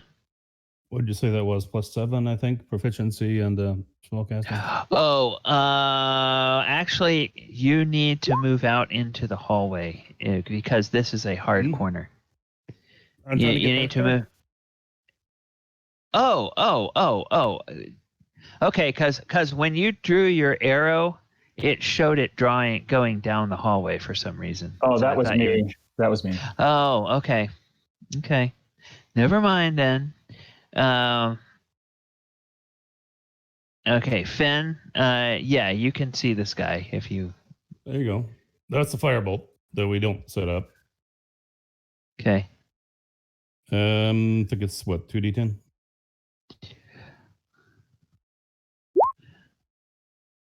Oh, yeah. Yeah, 15. How do you want to kill him?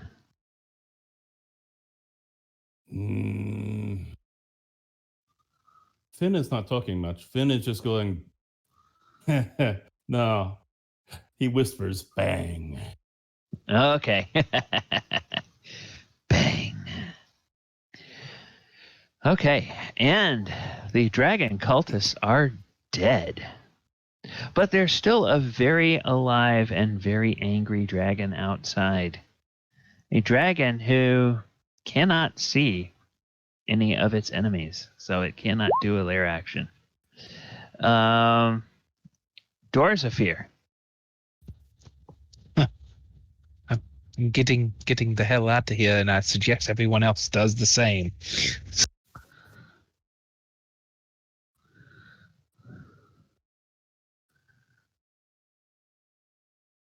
I run out, the room. I'm going to use a bonus action dash. So I'm going to run another 30 feet, 5, 10, 15. Can I open this door right in front of me? Is it? Let's see. I'll move back a little bit. No, that's fine. Icespire hold. H16. No, it is an H16. Yeah. It is open, and it is an old armory that has been looted long ago. So there's no weapons or armor in there, but you can see smashed armor racks, and there is a door on the far side of the room. I just want to get us as far away from the dragon right now as possible. So that was a bonus action dash to get there. Yeah, I'm good. I'm stuck in the room. Okay. Hyza, and because we still have an active enemy on the board, I'm just going to keep initiative going. I'm gonna move up there and open the door. Oh no. No. Should've Okay. let Gorrim do that. Okay, so you open the door, and then what are you going to do? I'm gonna shoot it with guiding bolt. Okay. Oh, that'll hit. 10 points of radiant damage. Okay. That way 5. And the dragon, oh man, that dragon just makes a bellow of rage and pain and anger. Hyza, you have earned yourself the wrath of the dragon now. Not already when I bloodied him the last time with the guiding bolt. So then you close the door right after you hit him, right? Not yet, no.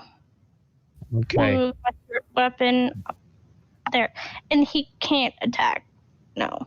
So I'll only move him 15. And that'll be my turn. Okay, and did you close the door or no? No. Okay, all right. Just want to make sure. Abinadom, you have a beautifully open door if you want to step into the room and do something. Or you have an open way of retreat behind you if you want to do something else. I'm gonna go 5, 10, 15. 15, and I'm gonna cast. That door's open, right? Yeah. So I'm gonna cast web over in the area. Let's see. Do I need to go one more? I think. No, I'm going to say that door jam. Yeah, I'm going to say you can see it with that open door. I'll say you can see it. So go ahead. And web. You're going to try to web him. Okay. I'm going to try and get them all webbed up inside this area. Okay, and that requires a strength. Yes. Let me. And I know your spell save. I think the DC. initial spell is. I think the initial is Dex to dodge it, and then it's Strength to break free. Whoops! I just did that twice. Whoops! Sorry. Okay, no, that's fine. Don't worry about it. So Dex save, yes. Okay, Dex save. Initially. Oh. Well, guess who is covered in sticky webs? This guy. And then I am going to back out of the room. Yep. Whoops. Okay. Yeah, whatever. Maybe you can come and tell me what you've done. And then Bandit is gonna exit with me, and I just yell out, "I got him stuck. Hopefully, it's not gonna last long." And it takes extra fire damage. Okay.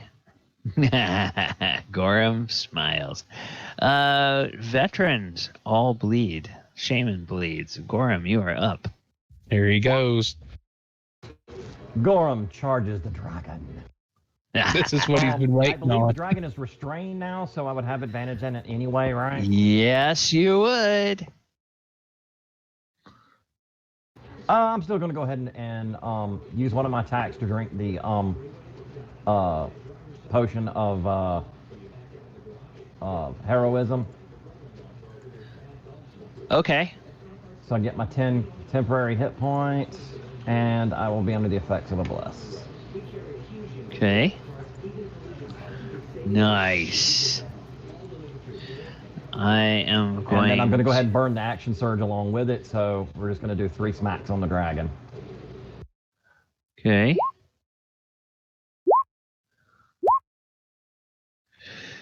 Oh. Oh.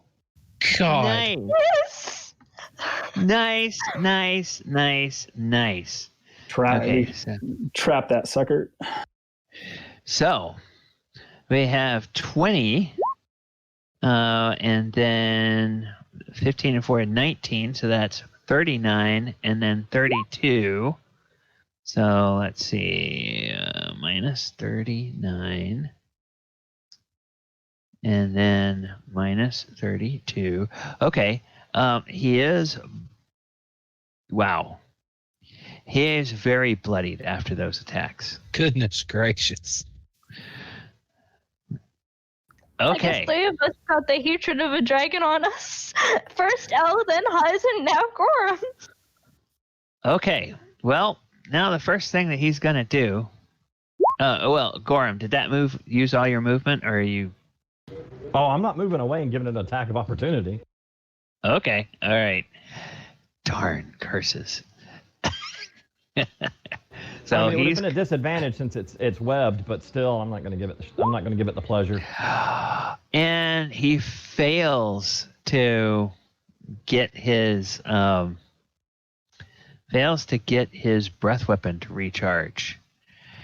And now he cannot reach you with his claws, but he can reach out and bite you. With his claws, he's going to attack the other side of the door to see if he can get any closer.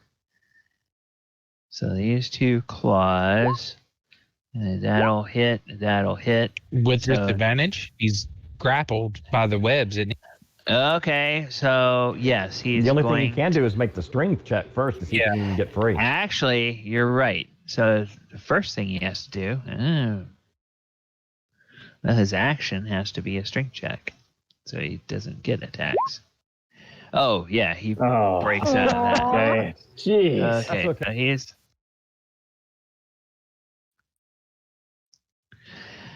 I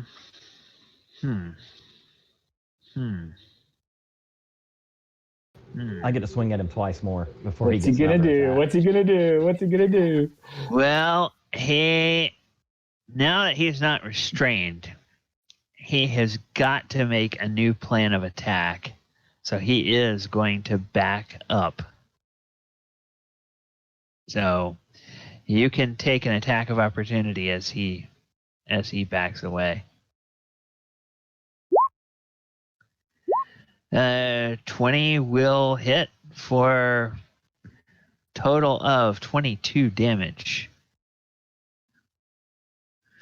Okay, this dragon is heavily bleeding and roaring defiantly as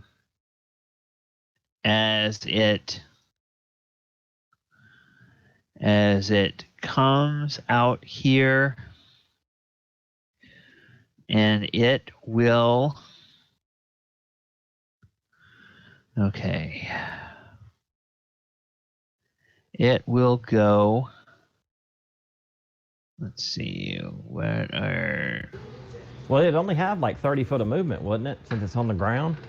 Well, it's also difficult terrain on the web, so he would have had to go through more difficult terrain. That's true. So it's 5, 10, 15, 20, 25, 30. So yeah, that's pretty much all you can do is just get right there. Okay. Of course, once he got out here, there probably was no web here. So once he got past there, so whatever. All right, so this is just put him on the middle of the bridge. All right. Yeah, L, you're up. I'm going to release my grip on the rapier, scoop up my bow, run down here, take 2 shots. Okay. Oh. Okay, both hit. All right. As your arrows slam into it, the light in the eyes of the dragon goes out. Elle, how would you like to kill this creature? I'm back. Dragon Slayer. I scoop up the bow and just run, slide on my knees, turn, and just let off a 1-2 shot real quick. Legless. All right. Gorrim, right over your head. 2 arrows go. One hits it in the left eye, one hits it in the right eye, and the dragon just gives this pitiful and crumples and falls on the bridge, and its wings just sort of sag down on either side of the bridge, and its blood begins to pool out underneath its body. Congratulations, guys. I can't attempt to use my shield to deflect the blow. You could only deflect one of them, and the thing only had 3 hit points left. So You mean if I messed it up. 3 more points of damage with that sword, I would have killed. Yep, you would have. You messed it up, buddy. That was supposed to be I my did kill. spend more damage on my. Well, that was a real team effort because Abinadom's 2 fireballs, kind of whittled it down a little bit, and then Hyza took off some with her spell, and then Gorrim, with that Dragon Slayer sword, just decimated the thing, and then Elle finished it off. So lots of party members got shots in on the thing. So good teamwork, everybody. Dorzaphir, you can come out of your hiding hole. Hey, I got Hyza up at the beginning of this, so shut up. Yeah. Oh, It hey, wasn't for me and getting her up, come on. I'm very thankful. Exactly. I just thought the thing was going to come through the freaking door, so that was just natural reaction was to move. Yeah. I didn't think you were going to stick it to the ground, Okay. To be honest, my thought process was, okay, well, I can open the door, and Gorrim has the chance to close the door, so everyone's safe again. So why not? I was going to, if you hadn't done that, I was going to come over here and get it through this peephole too. But it's Shooting a guiding bolt at it. So we were almost back to my turn. I could have done something, but it's all good. All right. Well, hey guys, let's go ahead and take a break. There's another dragon out there, isn't there? No.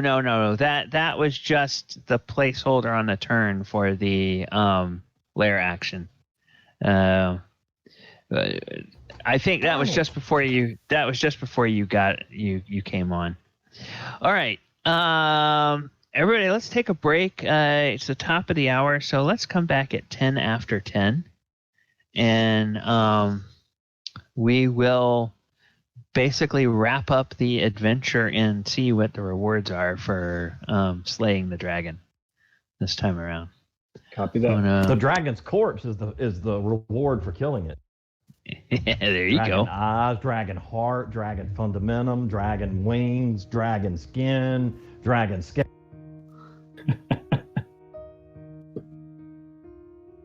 You got to We're add gonna a spend little about 30 diversity minutes. to We're your gonna spend diet. about 3 hours chopping this thing up into little pieces.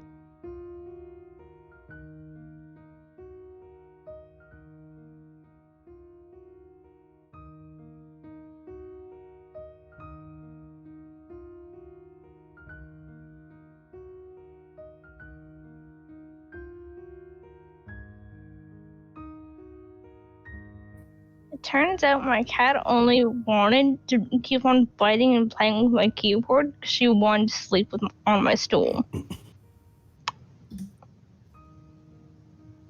Lovely.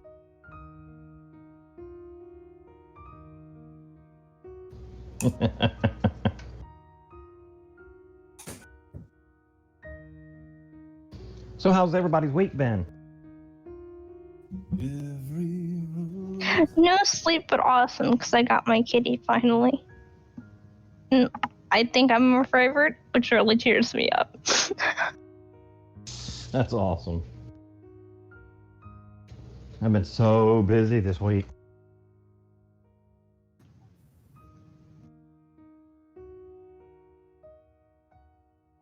Because of COVID still? Hell yeah.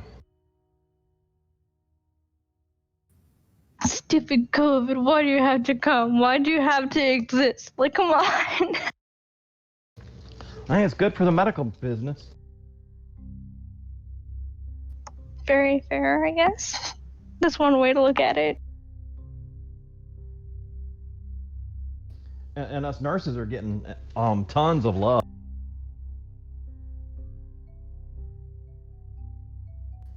Free Krispy Kreme donuts every Monday. Discounts at just about everywhere you go to eat. Even Verizon's giving us like $50 off on our cell phone. Wow.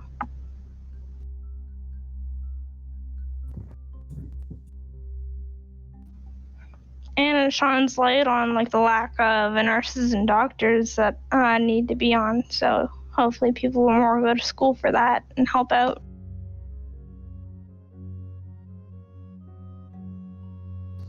And they're talking about forgiving school day. Well, look at that. Everything's in your guys' favor besides having to face it firsthand, you know? Yep. Well, that was a fun fight.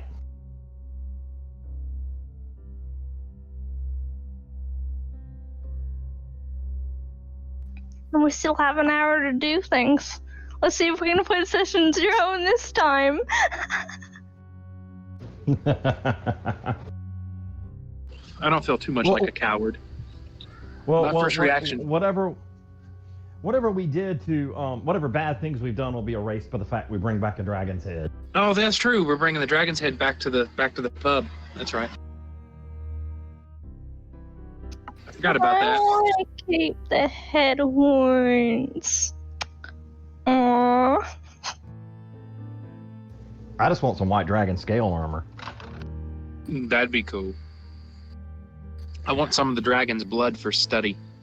Can I take its paw? You'll have to fight the dwarves for his blood because the dwarves of Vernon know how to make a special dwarven ale out of white dragon blood. Well, no, I was just going to take a vial of it. I wasn't going to take all of its blood. Oh yeah, they can mix the blood with some kind of ale mixture they make, and the drink stays cold all the time. So even on the hottest day, you can have a cold drink.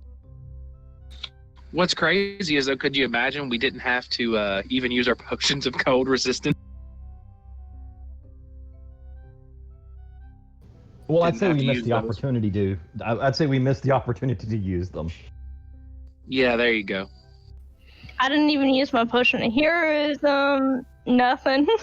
Well, I used my if I could lure him in potions. close, I knew if I could lure him in close, I could burn my action surge and just tear him down. True, but What I should have done, where I messed up, was drinking the potion of heroism. I shouldn't have drank the potion. I should have just attacked. Instead of using that to drink the potion, I should have swung again. And when he tried to retreat, I'd have finished him off. Hey, the only good thing is he's dead. So we did good there. I feel like I didn't get enough hits in on him, or hit at all, because I sit there and I just came in. My first reaction was the beginning of the match was to run in and heal Hyza, get her up, because I know that if something were to happen, she could get everyone else up. So that was a good idea. Yeah, so I used my potion of superior healing, the one I bought. I was like, that's the reason I bought it. I was like, I don't need it for me. I'm not going to be selfish. I need it for her. Because if I know she goes down, we're screwed. So I was like, she has to be lucky. We got incredibly lucky on the fact the thing never recharged its breath weapon. If it had, that fight could have gone very differently. My mistake was that I should have used my channel divinity and healed everyone in the room. Yeah. That's what I should have done, so Finn could have got out of the way and lived. Yeah. But we still killed them all. Those selfish pricks. At least I killed the big guy. Because you had him held, and I said, you know what? I thoroughly enjoyed beating him around the room. Yeah. But then I hit him in the face. It's like, you know what? No. Pow. There you go. I brought down the caster. Pow. So killing him was a big deal too, because if you think about it, he could have killed us all. He had necromantic spells. That's why I went after grappling, because I didn't want him casting any more spells at us. Basically, me at full life with 45 and just said, hey, you know what? You're dead. And it's like, okay? Like, what the fuck? Like, whoa, really high damage on that.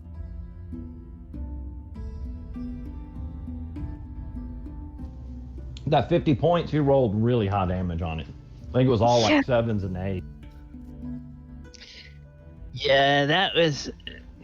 I designed that fight to be a really tough fight, and I thought it was... I thought it was one that the party would win, but I thought there was a real good chance that 1 or 2 people might finish the fight tanking the floor. And if it weren't for a couple of, a good potion use and a good spell use, we would have had 2 people out for the count. Well, one of the other DMs I play with, he's known for being able to roll 5s and 6s with dragons repeatedly at round after round, and that could have turned the fight ugly real fast. Oh, yeah. Well, every time you've encountered this dragon, he's gotten a chance. Well, he got a chance to use his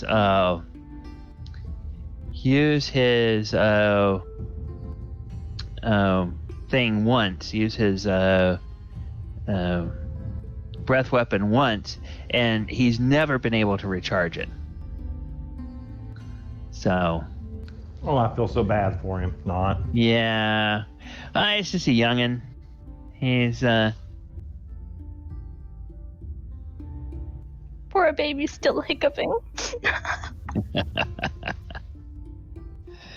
Okay, so let's do this. Let's do...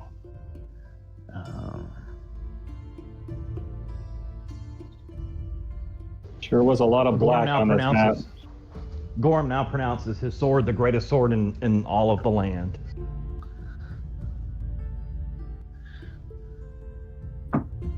Well, that's it. He shall never part with it.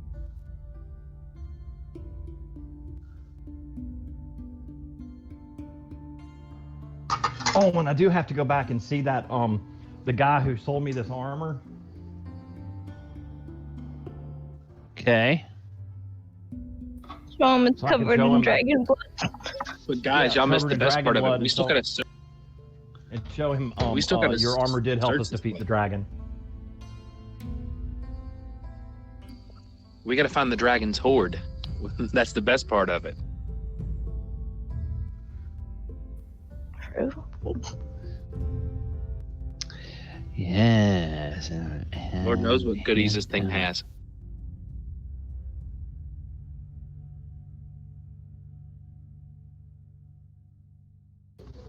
Hopefully enough gold and gems to satisfy even a dwarf. Yeah, but I was going to say, I was gonna say, Gally could have something hidden on us. We don't know. He could have somebody hidden down there protecting the horde. You never know. We don't. There's too many black rooms.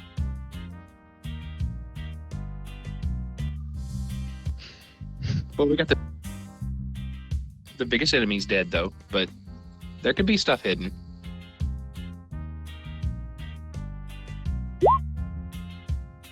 And when we find the dragon's horde, he has charmed a beholder to protect it.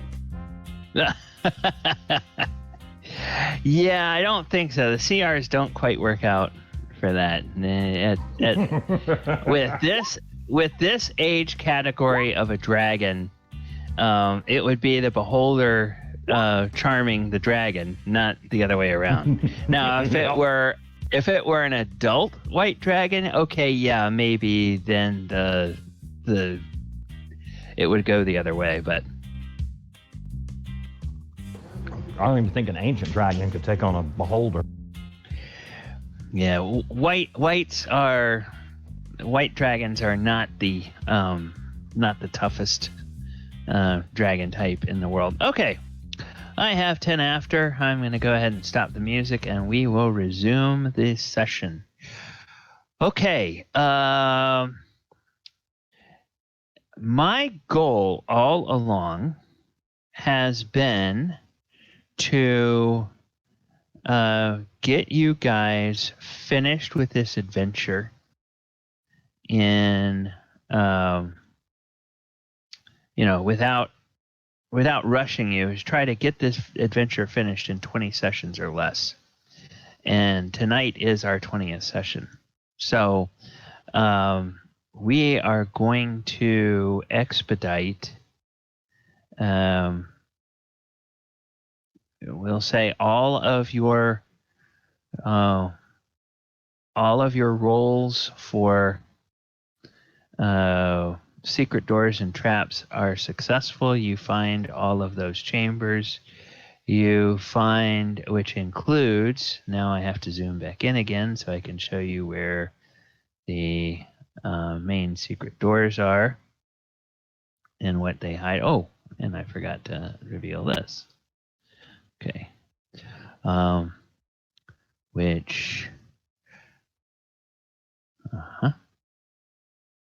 yes, you also find that, oh, what the hell?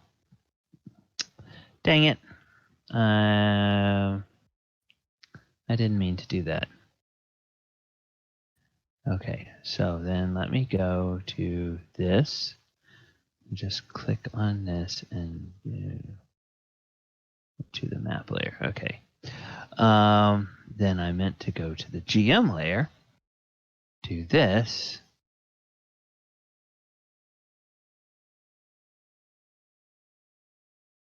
Come on. Damn stupid thing. And then put those on the token layer. Okay. There are 4 riding horses out in the stables that of the gatehouse that you all find. And then in terms of the overall treasure, oh, no.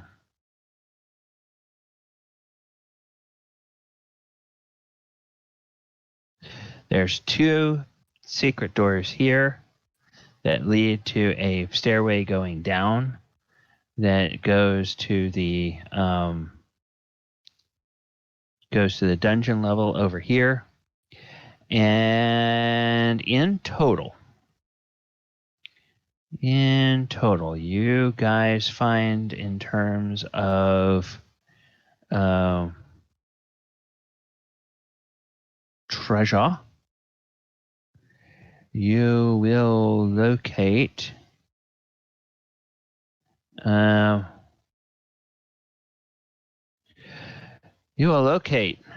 down in the crypts a hoard that the dragon has collected. And it's not, it's a young dragon, so it hasn't had a chance to collect a whole lot.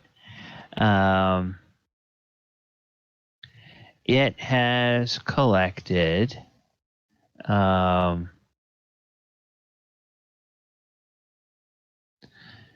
900 gold. Somebody write this down. 900 gold in coins. It has collected 1,000 silver in coins.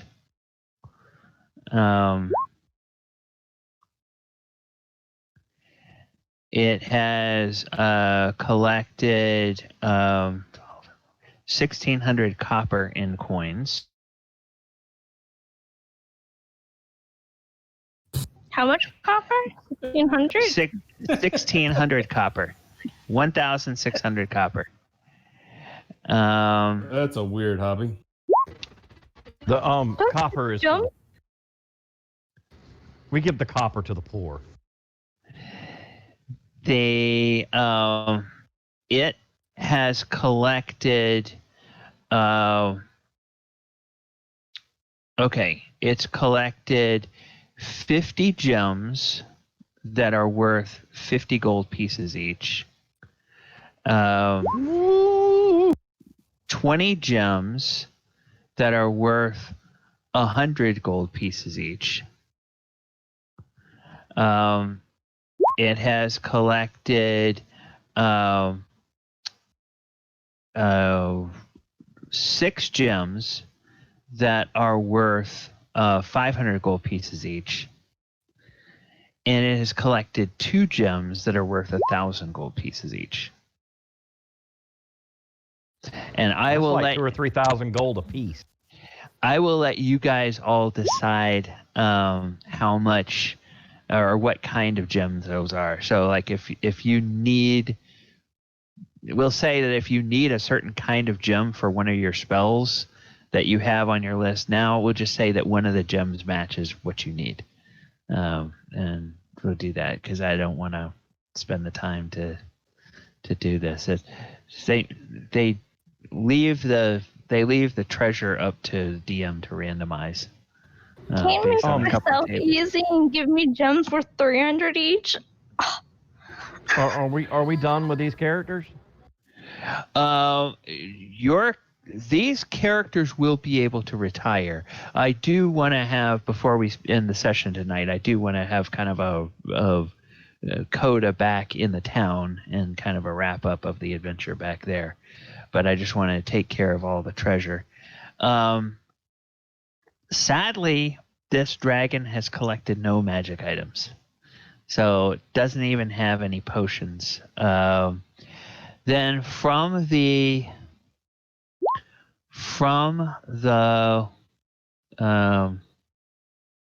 veterans,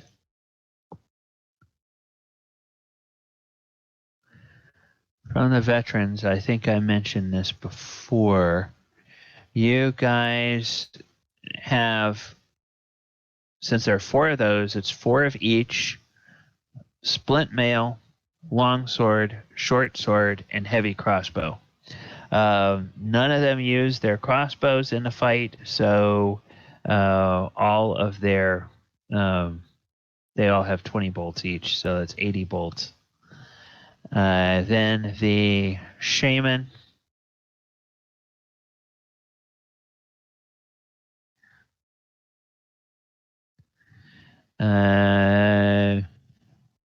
Shaman has hide armor and a quarterstaff. And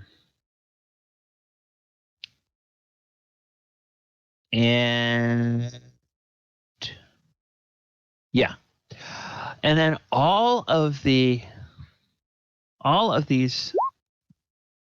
creatures, or all of the humanoids, have a tattoo. And I'm going to show this to everybody. And then you can click on it to enlarge it if you wish. They all have that tattoo on their, either on their upper arm, some of them on their chest. The spellcaster actually has it on his neck, coming up from his shoulder onto his neck.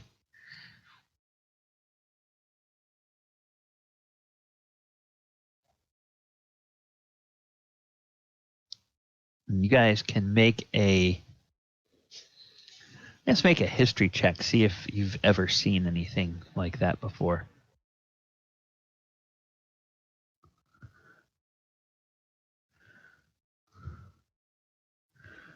Okay.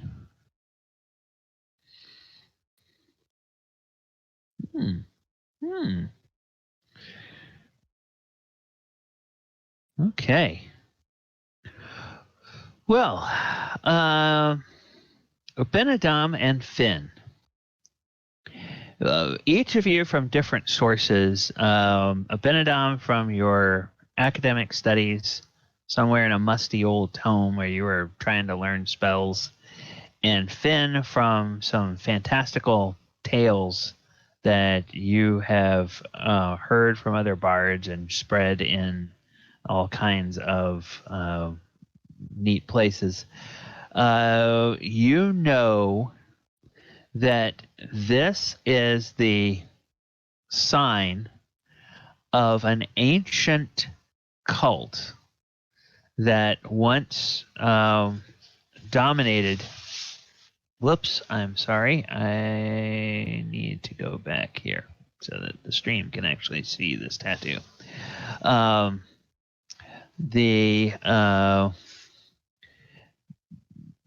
A cult that worshipped Tiamat. And this cult caused all kinds of problems on the Sword Coast several centuries ago.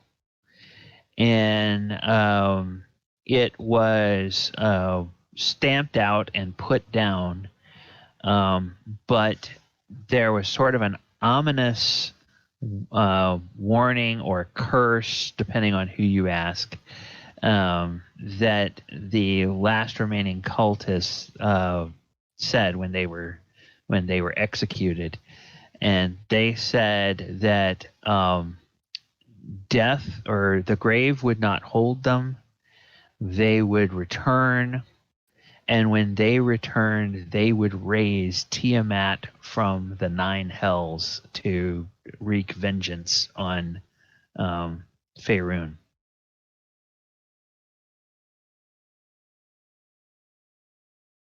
So much for their plan. Yeah.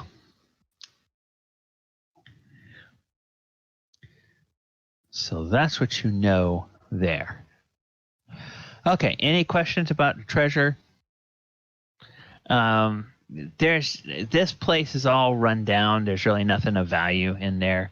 I suppose since it's not really being used by anybody and the orcs have been all driven out, I suppose that if the party wanted to think about having a, fixing a place up as a stronghold from which to carry on further adventures, you could ask somebody about that. Their new crash pad. Yeah. Obviously, it's a fixer-upper.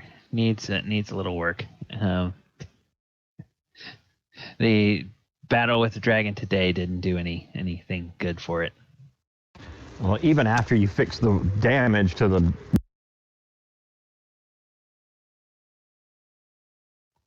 Whoops, you cut off about halfway through, Wes. Even after you fix all the damage, you'd never get the orc smell out. This is true. You'd have to go to another dimension and try to find some Lysol, and they are charging platinum for that, from what I understand. Absolutely. Remove orc stand.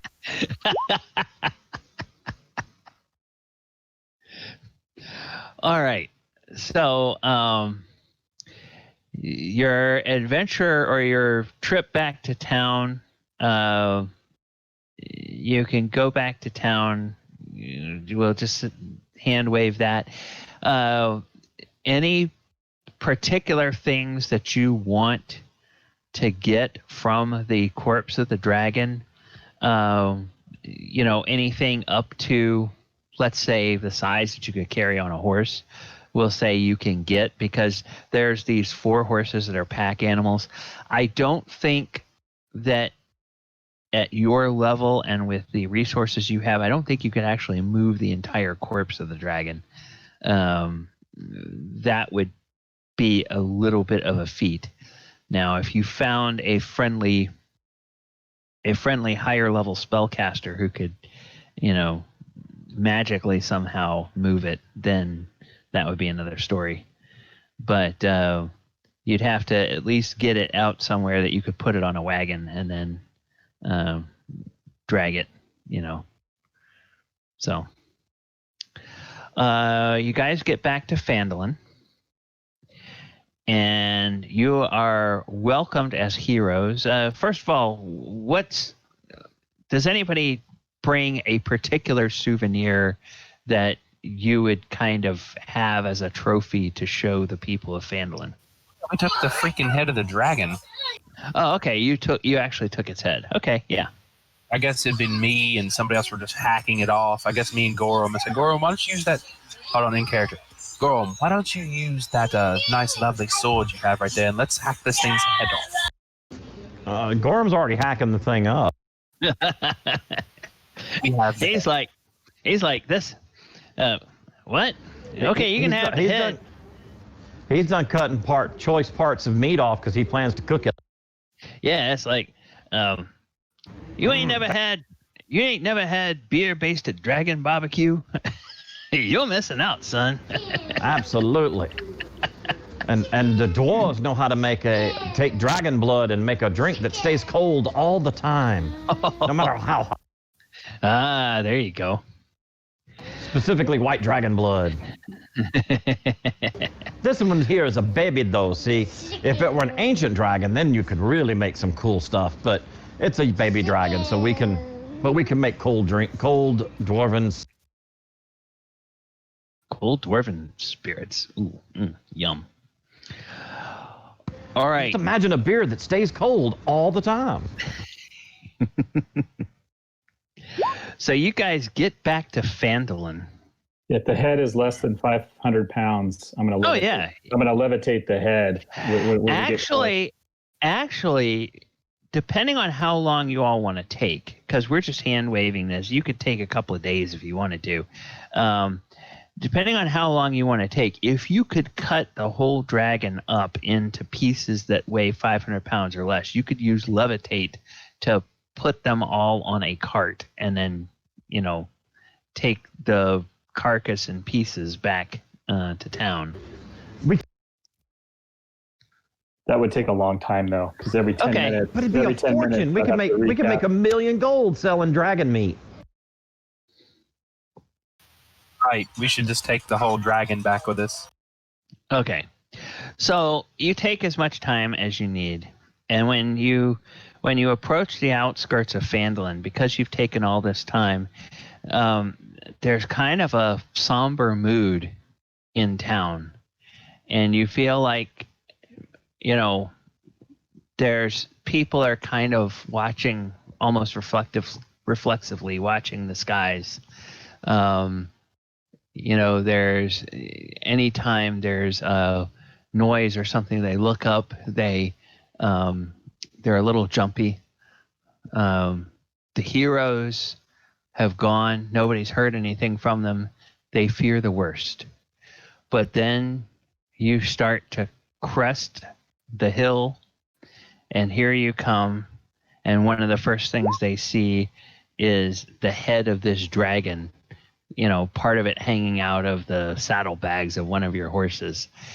And I was going to levitate. I was going to levitate the head as it came in, and then and then cast the showering sparks overhead as we're approaching. Oh, okay. All right. So that happens, and the bell on the town hall starts ringing, and the bell at the shrine starts ringing, and there's not rings of alarm, it's rings of celebration. And people start pouring out into the streets, and they start cheering, and they all come up and clap your backs, and they cheer and they applaud, and the kids all have a great game where they take sticks and they run up close enough and they poke the parts of the corpse of the dragon that they can see, and then they run away and they giggle and they laugh, and it's a big, huge celebration. And I was going to say, Gorrim says, somebody bring me a drink. Oh, you all have plenty of drink. You are the toast of the town. And Harp and Wester, the town master, he says, somebody puts a little podium up in the town square, and he gets up to proclaim this,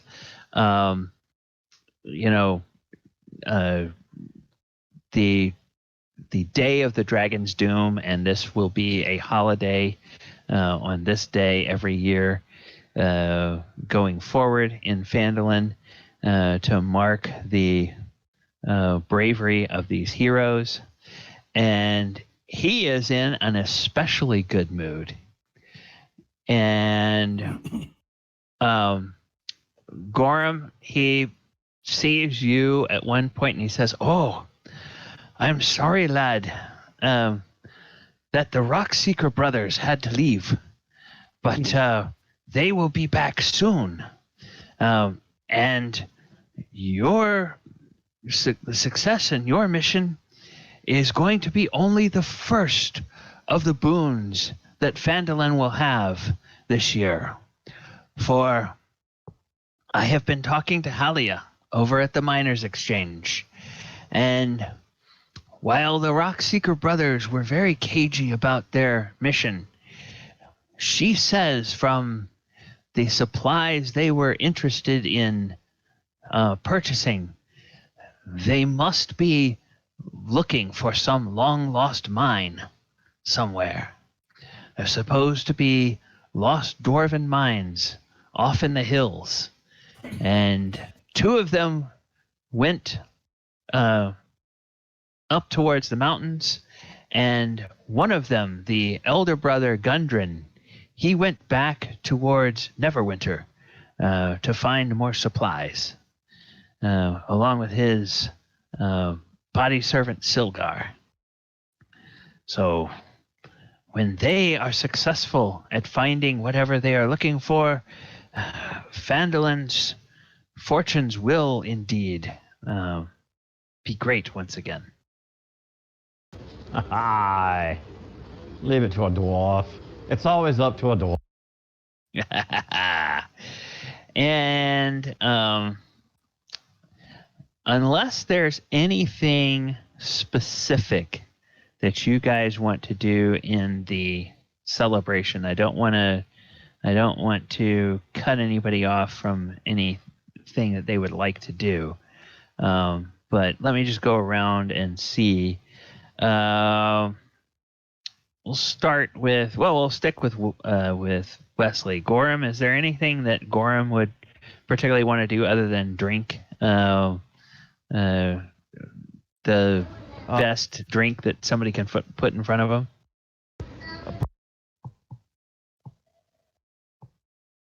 And then eventually collect his part of the treasure and head off to establish his own forge and begin creating tools and stuff like that, creating weapons. Do you think he would do that in Phandalin, or would he go to some nearby town or off into the wilderness to do that? Somewhere where there'd be more dwarves. Okay. Where you can have baby dwarves. Okay. All right.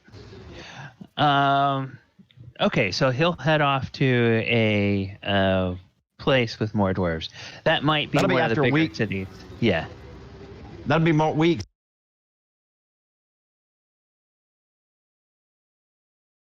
Okay. Oh, sorry, you're cutting in and out a little bit, Wesley, so I'm not hearing everything. He would stay. He would stay and drink and eat and drink and eat for weeks until the town just got sick of him and ran him off. Oh, okay. All right. That's fine. L. What would L do? Anything L wants to do in particular?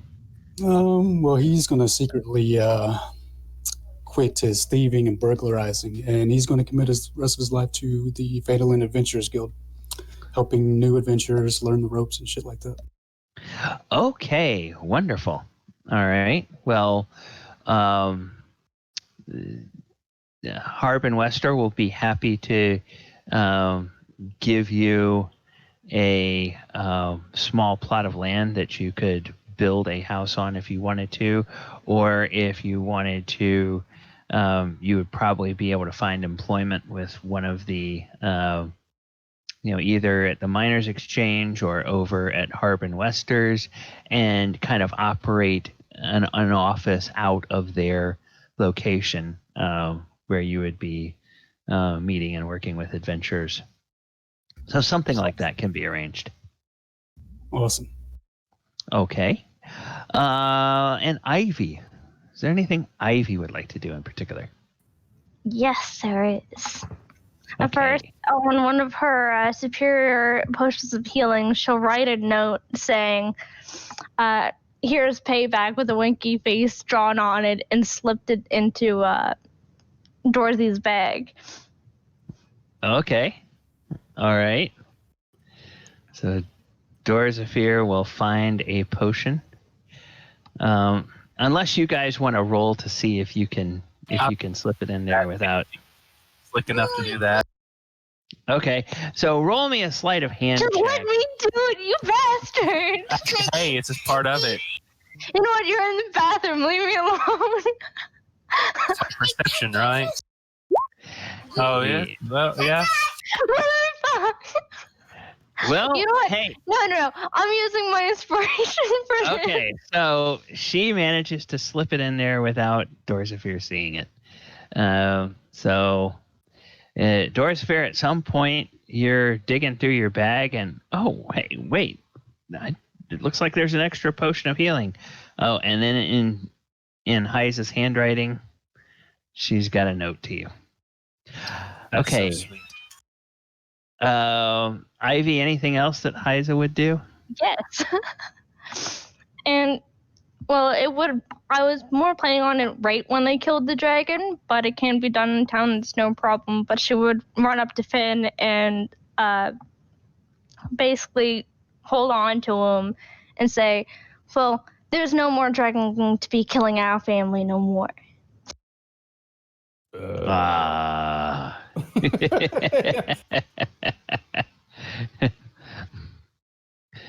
Okay. Wonderful. And in the long run, she would be going back to her, whatchamacallit, worship place. What's it called? Her temple? The temple of her god? Her temple for Lathander, and continue to work there. Okay. All right. Dorzaphir, other than finding a potion in your bag, what would Dorzaphir do? Well, Dorzaphir's going to stick around Phandalin.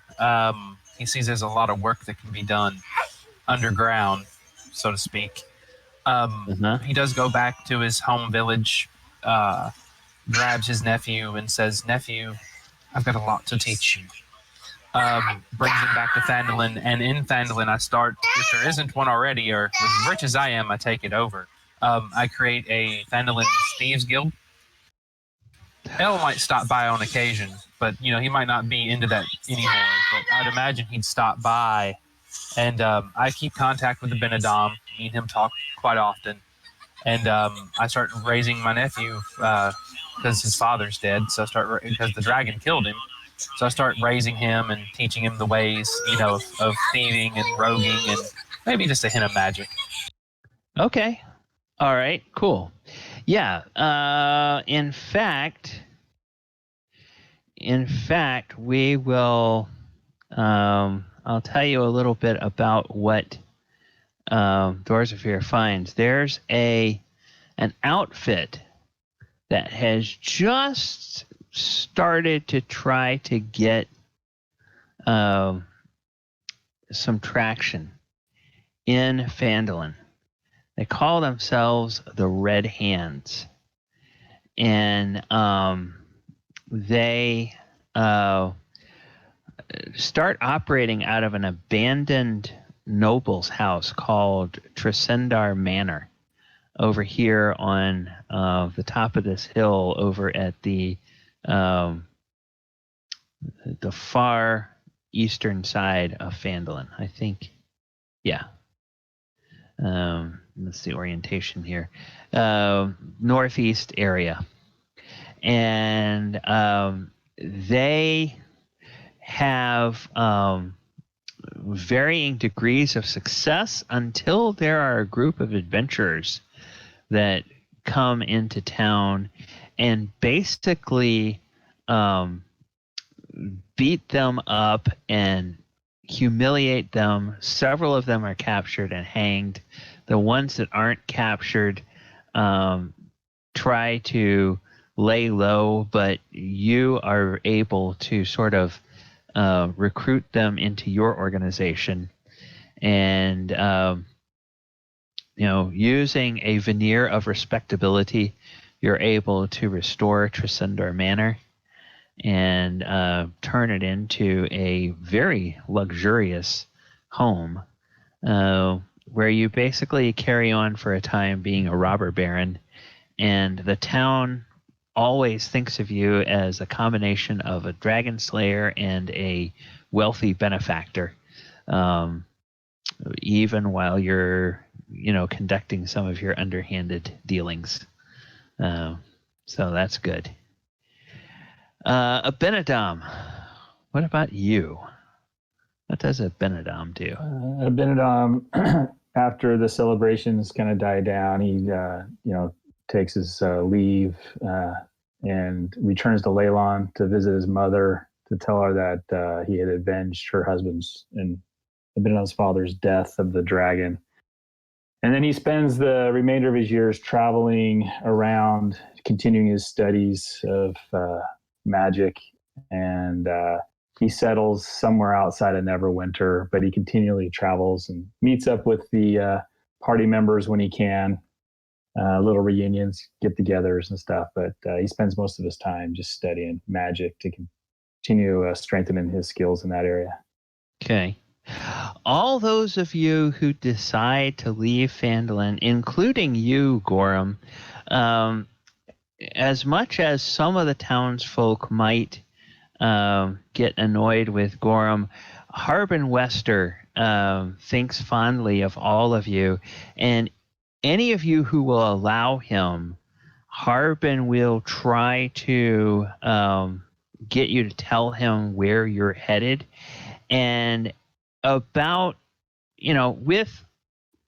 with enough time to return to Phandalin every year for the next 20 years until Harbin Wester dies, you all get invitations to come to Phandalin for the feast day marking the destruction of the dragon.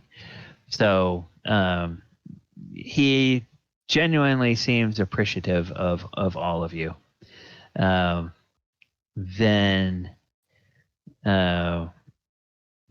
So your characters could decide whether they would be cagey about where they're going or whether they would tell him where they're going. And anything else, Abinadom? So we have, last but not least, somebody else. No, that's it. Okay. F-I-double-N, Finn. Wow. You had so many times we'll never spill it again. Yes.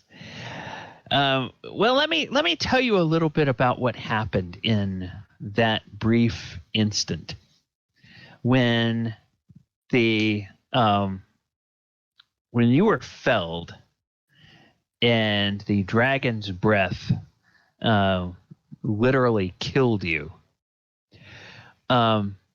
You left the place that you had always known, and you just stars pinwheeled around you, and you got a combination of vertigo and disembodied nausea, and everything kept spinning, and there were lights, and these lights kept growing brighter and brighter and brighter and brighter and brighter, and you finally found yourself set down on a strange city street where there were colored lights glowing all around you, huge metal and glass structures all around, and you heard this noise, and you turned and you looked,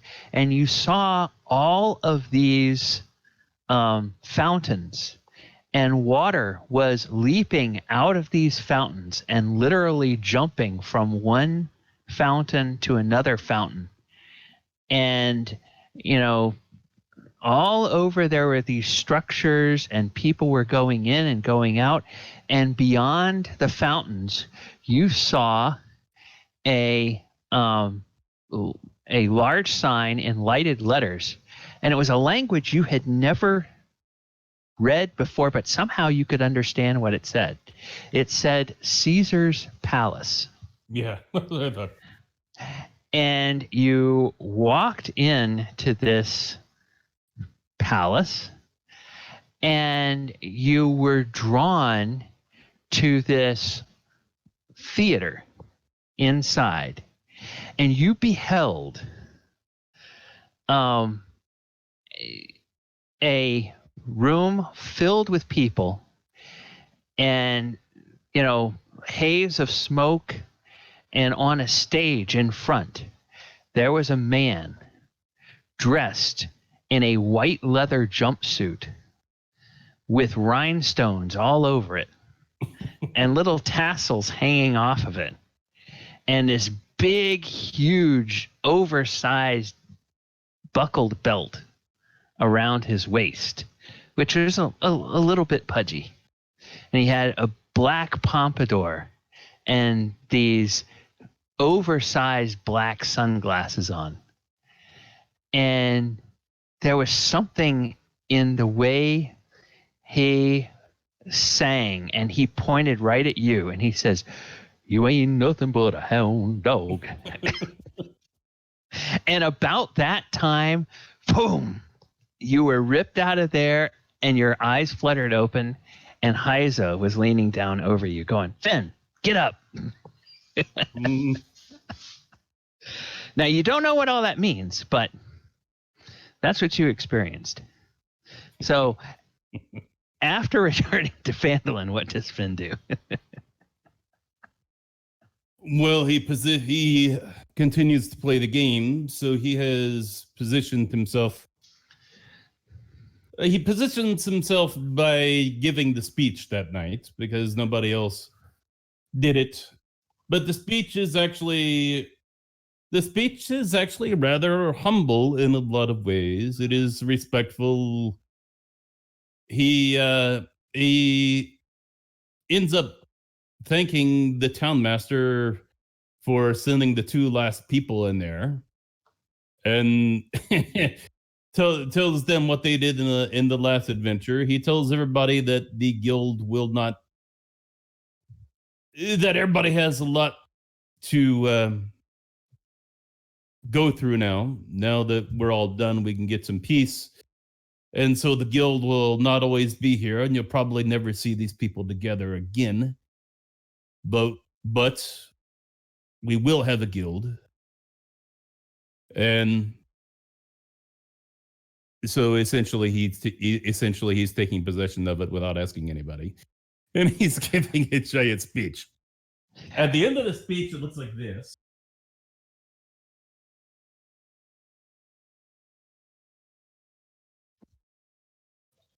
When he calls all the individual people okay. over. So that becomes a symbol. So he's gathering applause and this thing. Okay. The song that comes out of it is a lot more subdued than what he originally had in mind. A couple of reasons. So it ends up being another verse about the Ice Dragon Spire, Ice Dragon Peak. Uh-huh. So he ends up adding another verse to that. Instead of writing a separate bit. Okay. And I think from what was said earlier,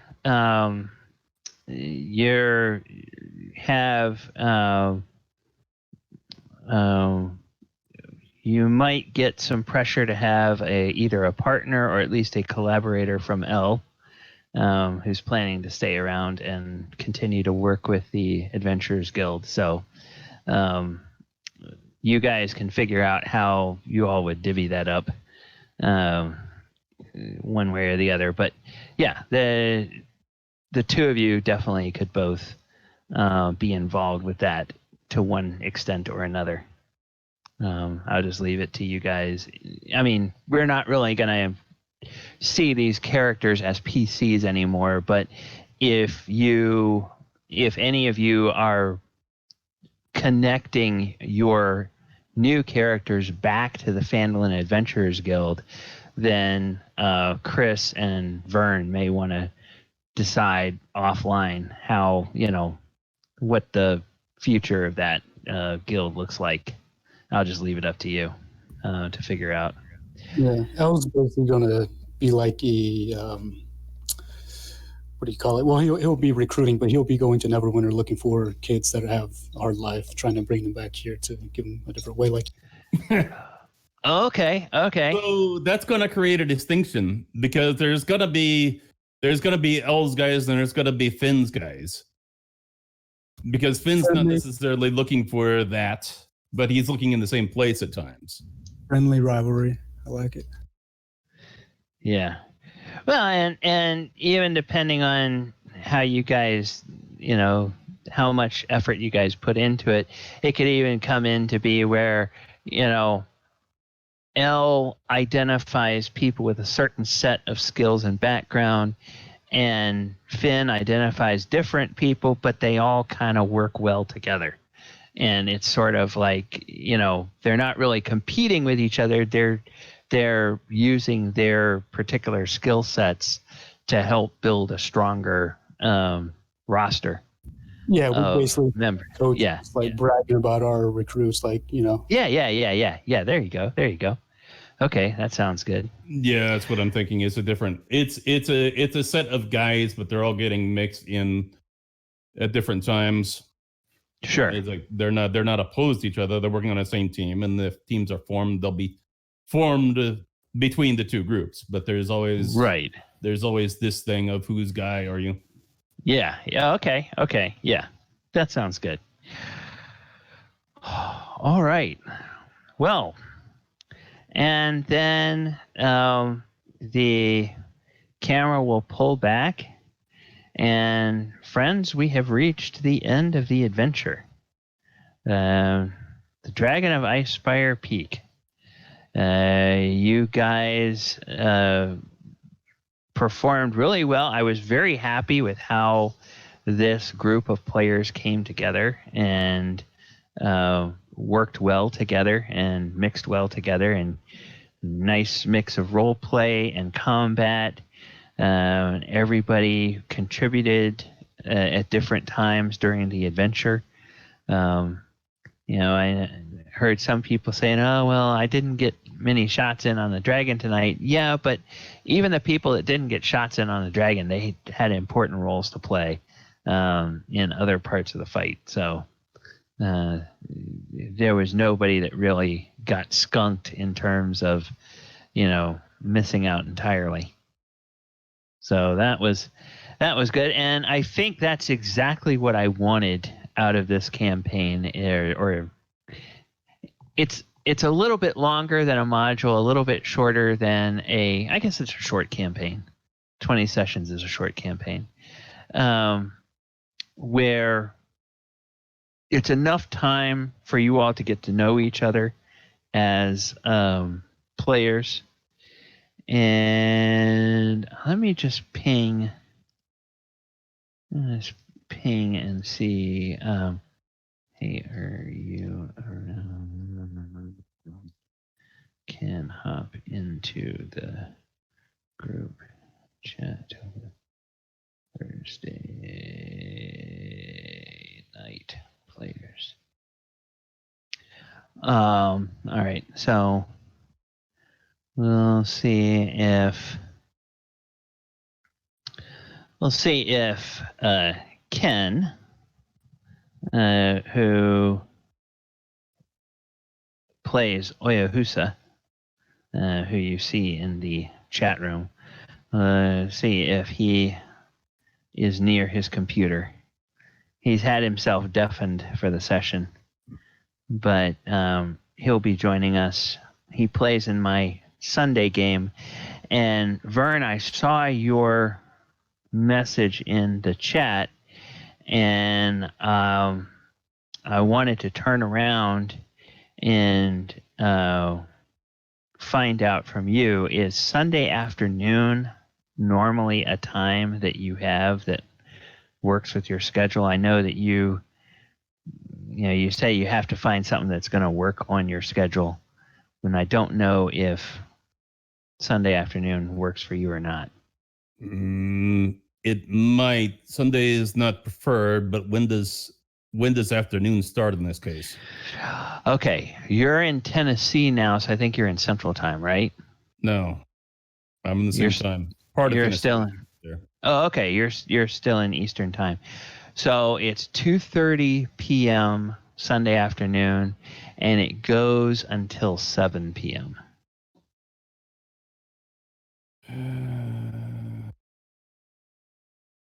It's hard to call. Okay, all right.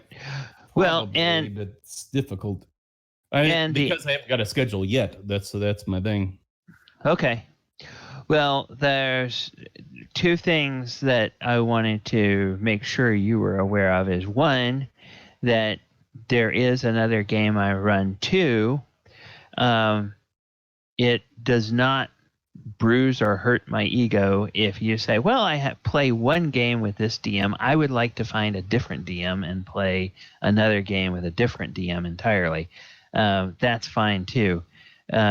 Just to see, different styles of games. But Oyahusa is obviously, or Ken is obviously part of that campaign, and Oyahusa is the monk in that campaign. And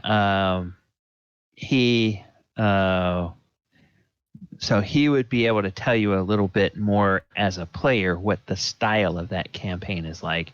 And then just as I asked you all if you would be willing to add another player, I would have to turn around, if you say, oh yeah, that sounds like a fun game, so I'll wait until you actually tell me whether you think that will work or not, and you don't have to do that tonight. But then I will, if that is something you'd be interested in, I would then go to my Sunday players and say, hey, you guys interested in expanding the party and adding another strong role player? Because that game includes a lot of role play. I mean, they will do an entire 4.5 hour session and not roll a single die because they're doing RP, either between the party or with NPCs. And sometimes if I try to push them, they're like, wait a minute, we're not done yet. Like, oh, okay, fine. So as long as they're having fun with it, that's great. It's like when I feel like, okay, it feels a little bit like things are stagnating, I'll try to move things on, but no, they're not ready to go. We don't have to go yet. So I have characters that can do that. I have different characters for fitting of different games. So, Ed, so you already alluded to this in previous conversations that game is different than this game. Oh, that game is very different. It is highly customized. They are now in the plane of Innistrad, which is a plane that comes out of the Magic the Gathering game. And so all of the NPCs they meet and all of the enemies they fight are enemies from the expansions in Magic the Gathering that are set in Innistrad.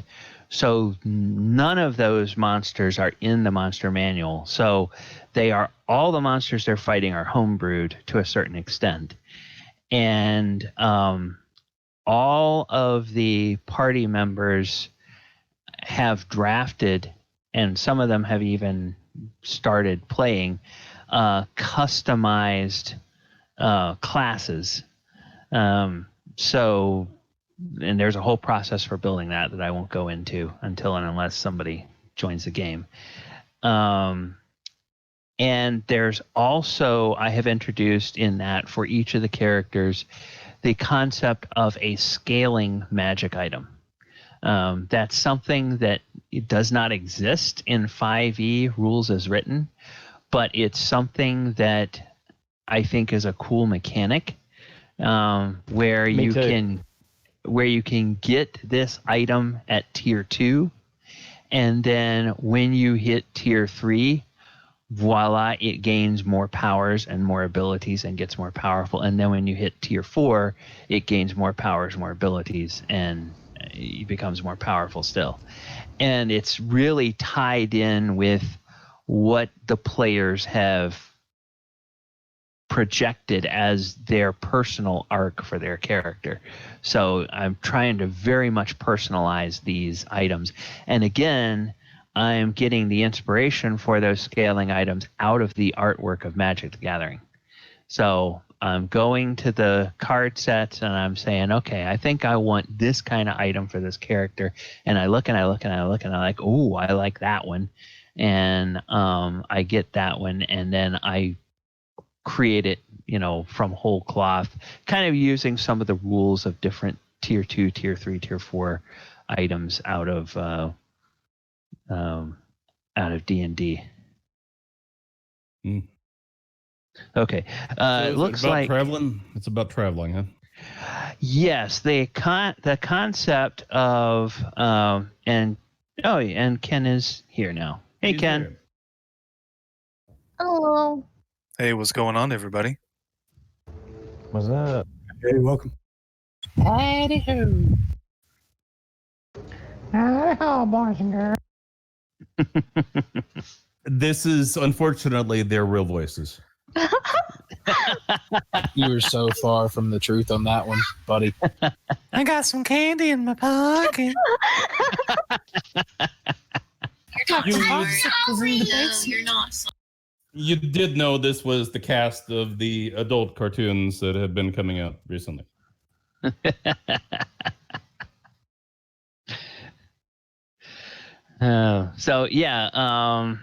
I said, Ken joins us from the Sunday game, so he can tell you guys all about how I try to kill their party. And I almost had a permanent death of one of the characters tonight, Ken. I almost pulled it off if it weren't for that meddling. If it weren't for that meddling cleric and her spells. Well, My cousin is not dying. That's why you got to have a cleric. I mean, come on, right? Yeah. I was listening off and on, so. Okay. Yeah, but we've got we've got a good group here.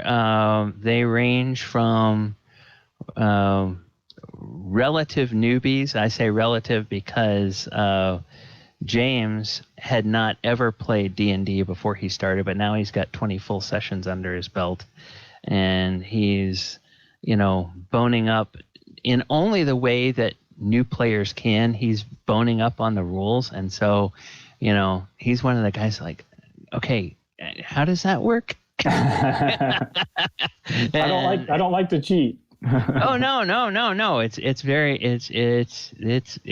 appreciated. Because you're sitting on this side of the screen with all the monsters and all their abilities, and you're trying to figure out what they're going to do, and somebody else is doing something that's like, okay, how does that work? And between these guys, and then you have people like Wesley who are close to, Wesley and Vernon are both close to my age, and they have been playing for a long time. And they know all the stuff from all the old rules, and we always get everything mixed up from, or at least I do. It's like, does that work that way in this edition, or am I thinking of how it used to work in 3rd edition? No, I don't have that problem because I came from Advanced Dungeons and Dragons, the original set, into 5e. Oh, okay. So yeah, you just skipped all the fluff in between. Yeah, I'm surprised that the monsters are quite a bit different at times. I don't usually get the rule set mixed up. Yeah. I'm just a dumb klutz and I keep on forgetting things, so. Oh, well, There's so many things to remember. You're not dumb. No, you're not dumb at all. Not dumb at all. Ivy, you're inject a lot of fun and youthful exuberance into the game. So I try. yeah, we like that. Yeah. So yeah, We love it. It's all right. been great. Well, good. I'm glad you guys have enjoyed it. And next week we will. You guys are free to reach. Yeah, you guys are free to reach out to me during the week. I actually have. I actually took, because of a rule my company has about how much vacation you can roll over at the midpoint of the year.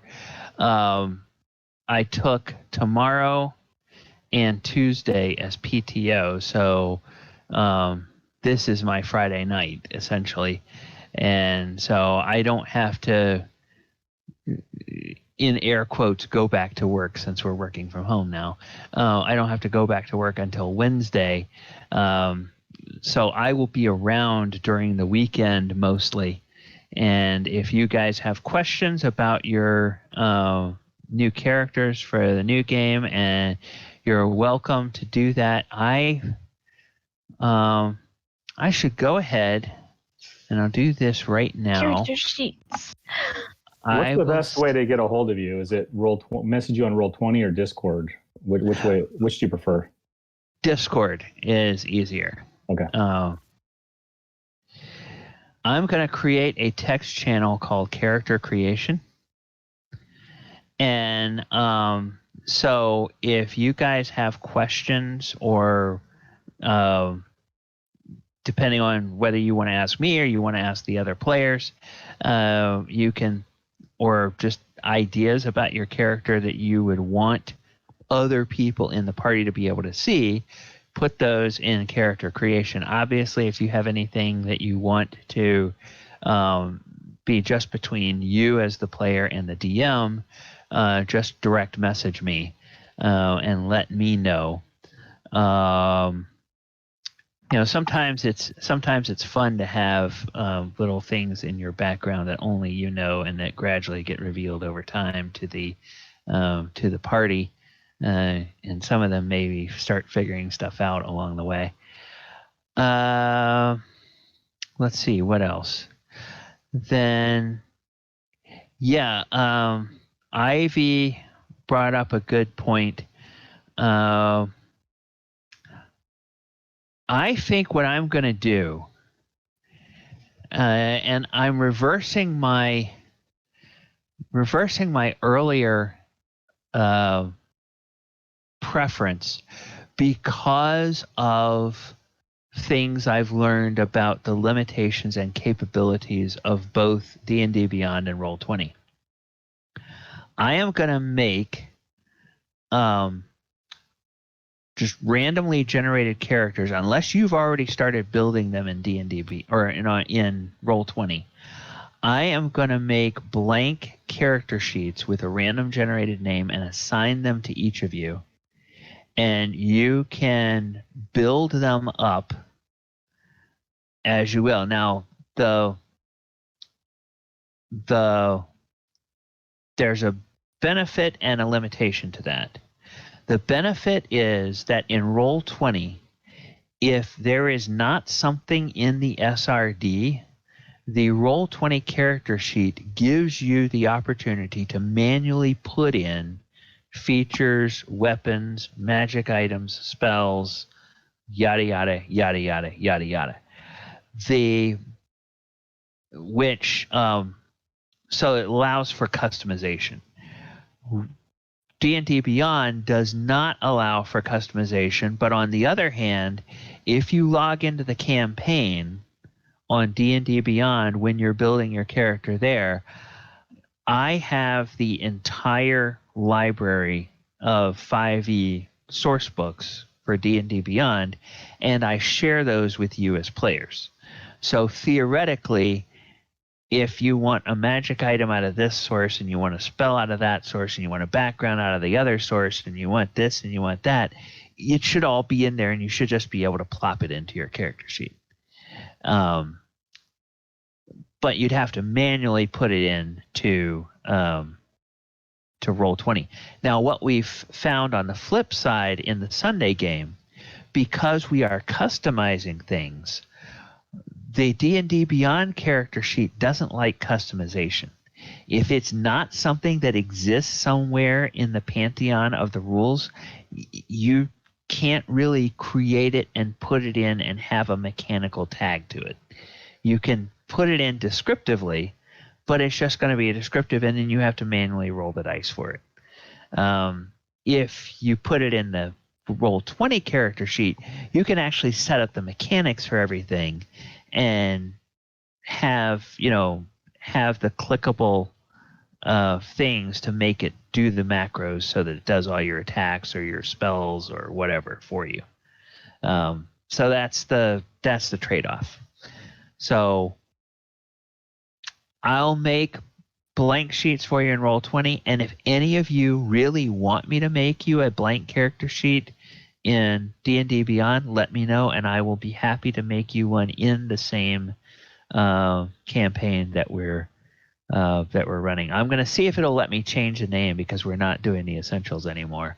But it should still tie you to that. And if it doesn't let me change the name, I'm not going to worry about it. I'll just leave it as the same one because you guys have already gotten used to that one. So did you? So I think I misunderstood that last part. You're going to create blank sheets in D&D Beyond or blank sheets in Roll20? Blank sheets in Roll20 by default, and if you want it, I will create a blank sheet for you in D&D Beyond. Yeah, I would like that if you can. Okay, sure. Because sometimes if you're just going and pulling everything out of the book, it's handy to grab all of the things and put it in D&D Beyond, and then even if you have to transfer it over to Roll20, then you have an easy source to copy and paste from. So then that makes things kind of nice there. All right. Have you told them what we're playing or any hints?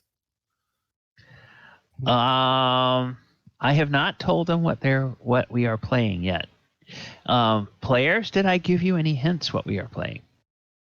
What you said long time ago was that you're going around a particular world. I think you call that Forgotten Realms, and you're going to make some adjustments into it. So it's a tour. It's not a completely custom home, but a semi-custom home. Yeah, it's okay. What Oyo is getting at, what Ken is getting at, and he's been bugging me about this for weeks, and I've been purposefully being vague and evasive with him because I haven't told you guys. Because part of the surprise, I want you guys to figure out what we're doing when we start the first session. We are doing what I call a survey of the Sword Coast. And the working title I have for the campaign is the Sword Coast Chronicles. So what it will be is it will start in one of the published campaigns, and we will go a few levels in that campaign, and then we will flip storylines, and we will pick up at that point in another campaign. And I have figured out what the connective tissue is and where the transitions come in and how you transition from one part of this campaign to the same level or the next level in the other campaign, and how those things all go back and forth. So I figured that stuff out already ahead of time, but I want it to be a little bit of a surprise what we start off in, where we go, how we get there. And I think Ken has this idea, or at least the way I hear it when I hear the question. It's like, I want to know what we're starting at, so I want to know where to base my character or what would be a smart build to play. But that kind of defeats the purpose, because if you focus too much on that one adventure, well, after a few levels, we're not going to be in that adventure anymore, and we're going to be doing something else. So I would rather you just think of it more as a campaign where you don't really know the plot. You only know that it's going to be in the Sword Coast of Faerun, because that's where all of these published adventures are set, is in the Sword Coast. Somewhere between Neverwinter in the north and Chult in the south, all up and down that sea coast on the continent of Faerun. So you just go crazy with whatever you want. You're giving me way too much credit. I was just curious. Oh, okay. Oh, so the whole campaign will be on the Sword Coast then? Yeah. Okay. Because one thing I have learned, and I've told my Sunday group this, I have learned over the last, since September, when I started trying to run the Saturday game, I really have learned that between work and everything else I have to do, I can about keep up with one custom homebrew D&D game a week. And I can create material for that and stay current and a little bit ahead of the players with that game. If I try to do two, then I'm running out of time to do anything with it. So that's why I want the Thursday game to be mostly just I can open the story and we go with what the story says. And Sunday, that can be more of a sandbox homebrew. Oh, that was an interesting thing that player said. I wonder if I can use that somewhere down the line. Or that's an interesting thing from that character's backstory. How can I work that into the campaign?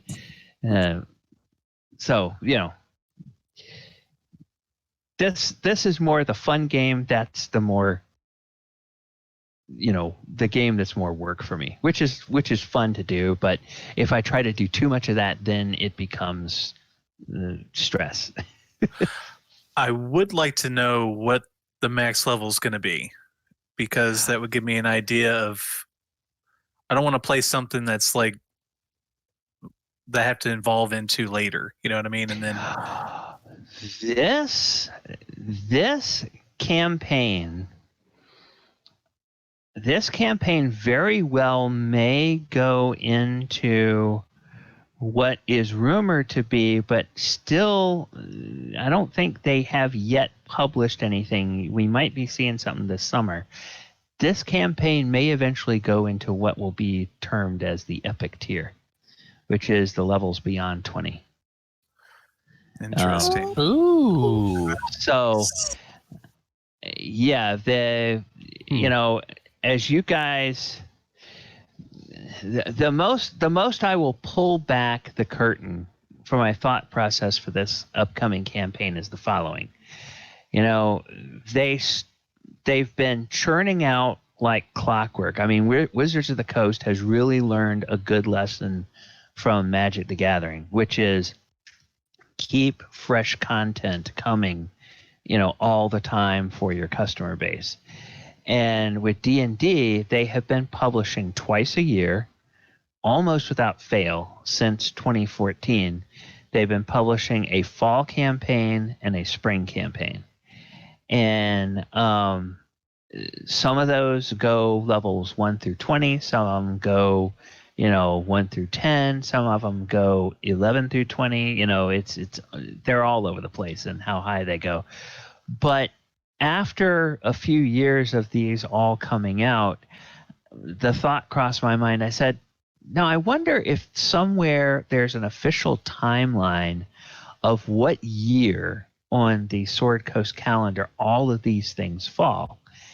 And because I thought, okay, these are such big epic campaigns. It's like you got to have this, and then there's got to be a break in time. And then this next one comes in.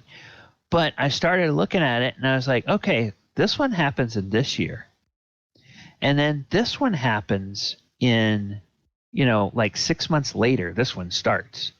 Okay, well, within 6 months, I'm not even sure all the events of the first one would have played out yet. So now you have two things going on. And then a few months later, this third one starts.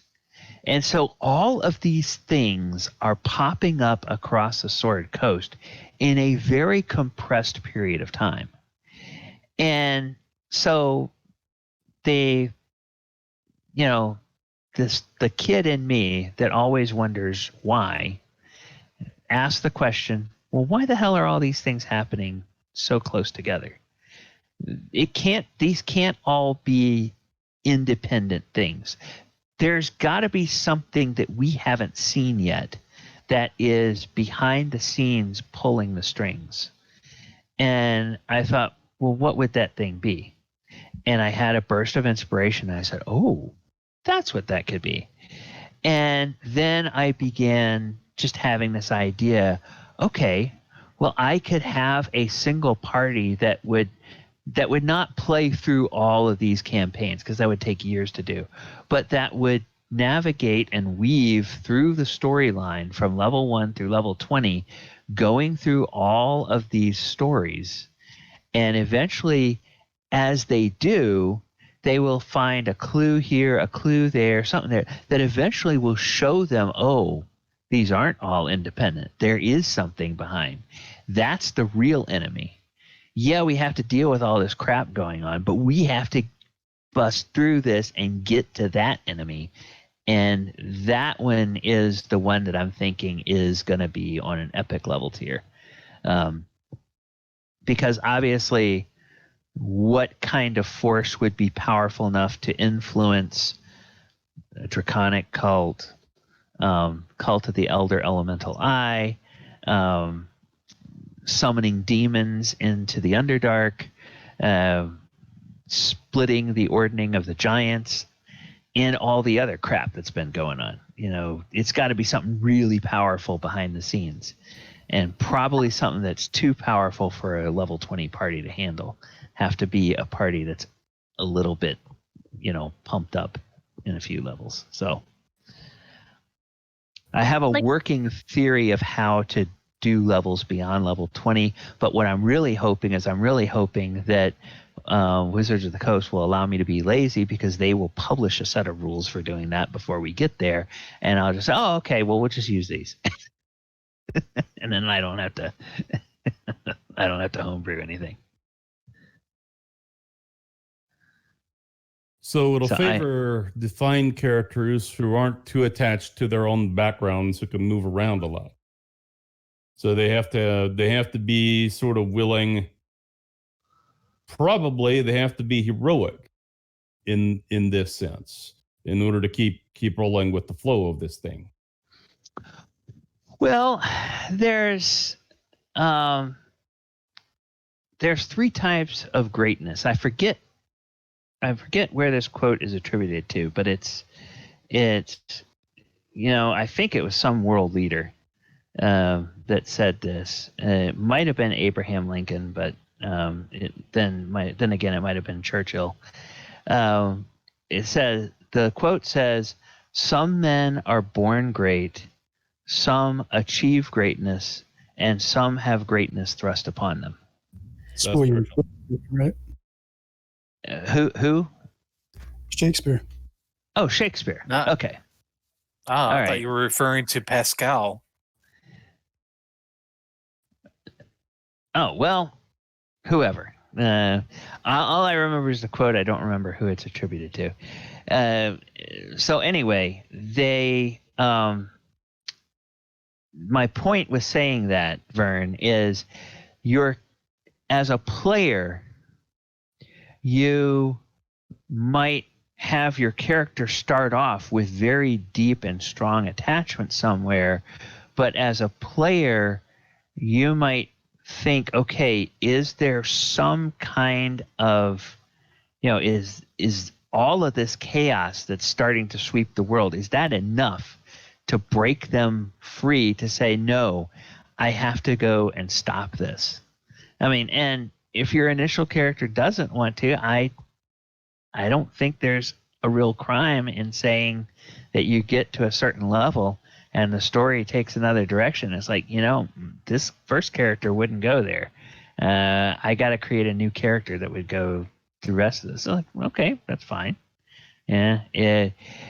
I think it would be fun to watch a character evolve through one character evolve, but I'm not going to tell you that you can't, drop a character and play another one.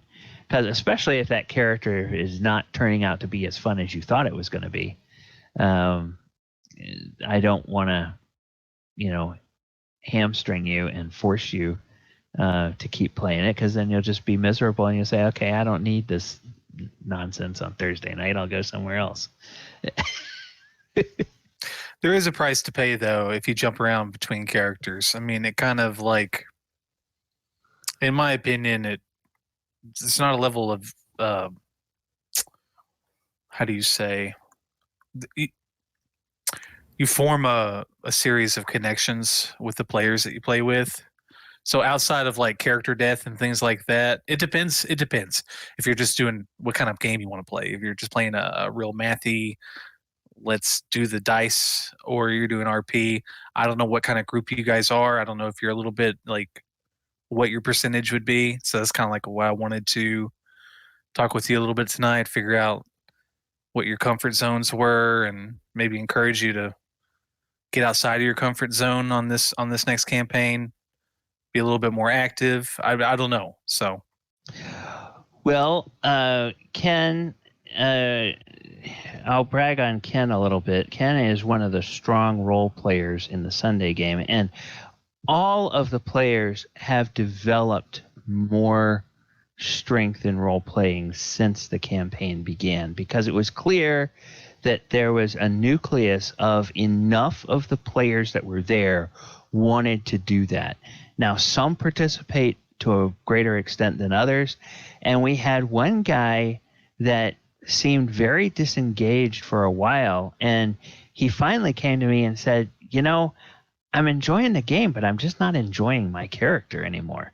It feels like I thought this character was going to be one thing, and he's not turning out to be that. And I'm like, okay, well, do you want to make a new character? And he's like, can I do that? Yeah, sure. And so he's done that, and now he's like he's come to life, because, okay, this character is a completely different personality, and he enjoys playing it, and he's right in there mixing it up with everybody else in all the RP with this character. So that's why I say I don't want to force you to stay with one character if you don't need to. And then, Ken, for your benefit, we have, everybody in this game enjoys a certain amount of RP, and Vern spent many years living here in Orlando and portraying the king in the medieval times dinner theater. And so he has actual live theater experience, in a dinner theater setting, and doing shows, 2 shows a night, most nights, Vern? Oh, well, it depends on the season. I mean, I performed before around 2 million people. As far as that goes, the shows could be many in a week or a couple in a week. Oftentimes two shows in a night. More often than not, one. I forget if I did 3 at any point. I did a first and a third show, but I don't think I did 3 straight shows. That and I'm an improv teacher. I teach comedic improv for personal development sometimes.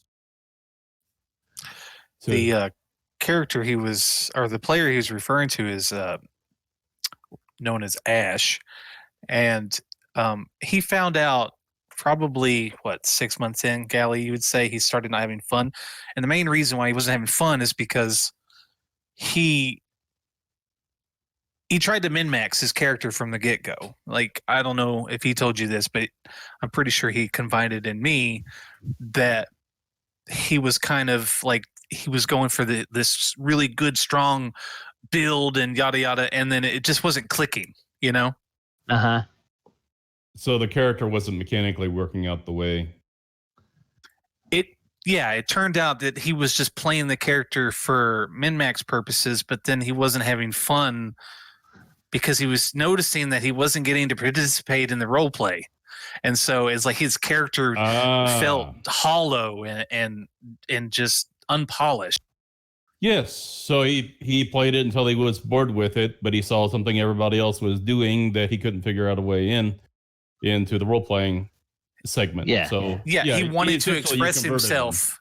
Yeah, he wanted to express himself. He was really quiet and timid, but eventually I kind of just was like pulling him, sometimes forcefully, but I was pulling him out of that comfort zone, and I could tell that it was having an effect because he started being like, well, you know, I'm not feeling this, you know, and it was something happened in the campaign that made it very evident that wasn't the case. It had to do with a particular item that me and Gallib had worked. Well, he asked my opinion on some things and he made it. But he didn't really want it. It didn't really click with his character because he had no real emotional connection to that character. Yeah, and so therefore the item didn't have the effect that you wanted it to have because the character wasn't having the effect. Yeah. And so, you know, it's like I realize that not every D&D game is for every player.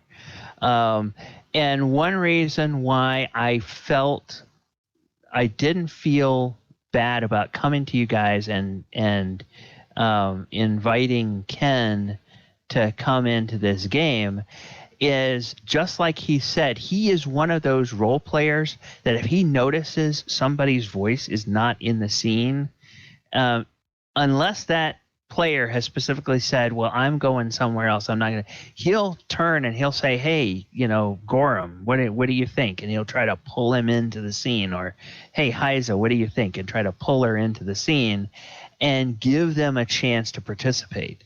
And so, you know, that's why I don't think it's going to be an issue with, you know, people competing for the spotlight, because I see that sort of thing already happening here where, you know, Dorzaphir will want to do something, so he'll try to engage Abinadom, or he'll try to engage El, you know, and then somebody else is doing something. Finn is doing something, and he'll try to engage somebody. So it feels like already the players are in a similar place in terms of wanting to mix both the dice rolling and the RP. And I'm a kind of DM that I appreciate both. And I used to think, the Sunday game is changing my mind about this, but I used to think that the ideal game session would have at least one combat and at least one RP scene. But I've come to realize that, you know, you can have a session that's all combat and it can be really fun, and you can have a session that's all RP and it can also be really fun. It doesn't have to mix both, because it's a medium and not a genre. Every time we try to make it a genre, we're taking it the wrong direction. I think if I may interject here, I think more importantly, it's about being like true to yourself and true to each other as players, and being organic.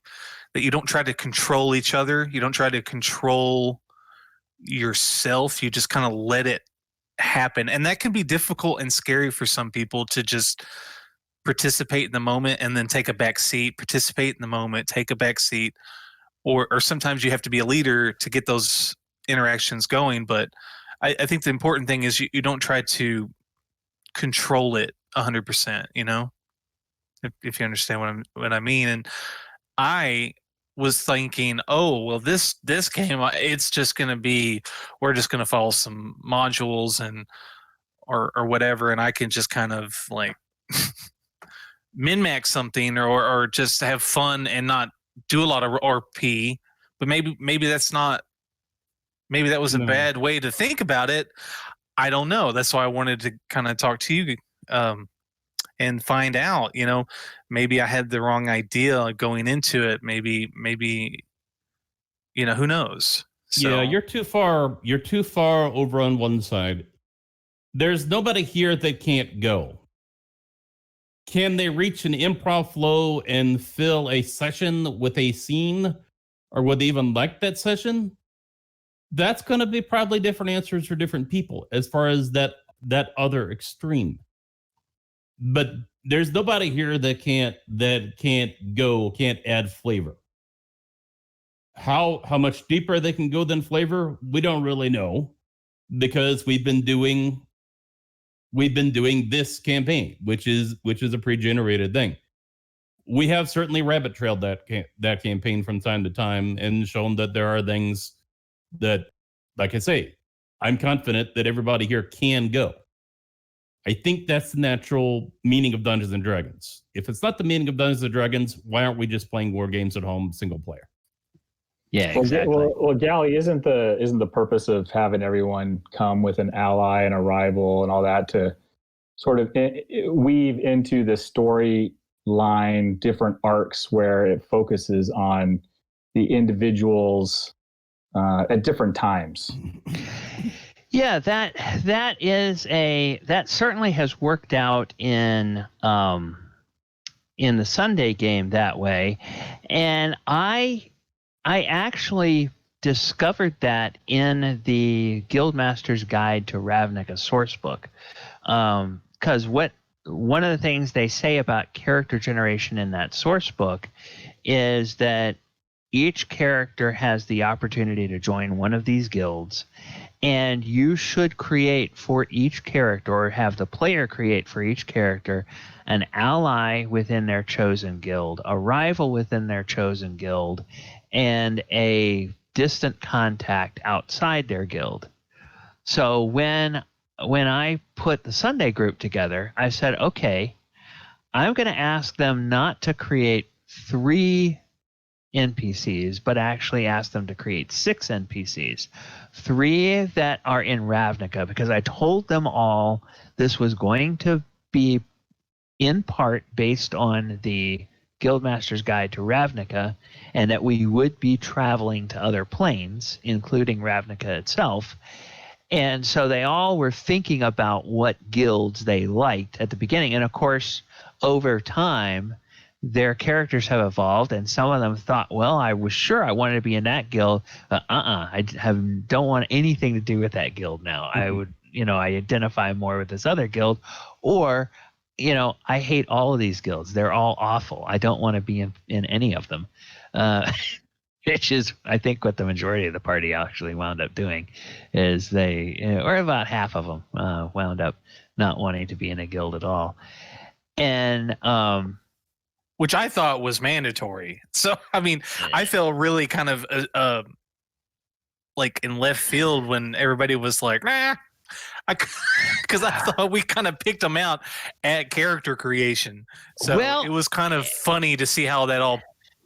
Yeah, and my thought was that they would have a big impact on the storyline. And I still think the guilds will have influence on the storyline as you guys bounce back and forth between Ravnica and some of the other planes, because they will have 2 hubs throughout their adventuring career, one in Waterdeep and one in Ravnica, that they will return to time and again. But being in a guild will obviously give you access to certain information that guild will have that being outside that guild won't give you. But I didn't want to be the kind of DM that says, oh, no. Back when you made up this character, you said you were going to be in this guild. By God, I'm going to hold you to it. If you're not in this guild, you're out of the game. It's like, no, I'm not going to do that to anybody, because then that's taking agency away from the players, and that's like a huge sin. Okay. I have a thought for you then, Gallibond. Okay.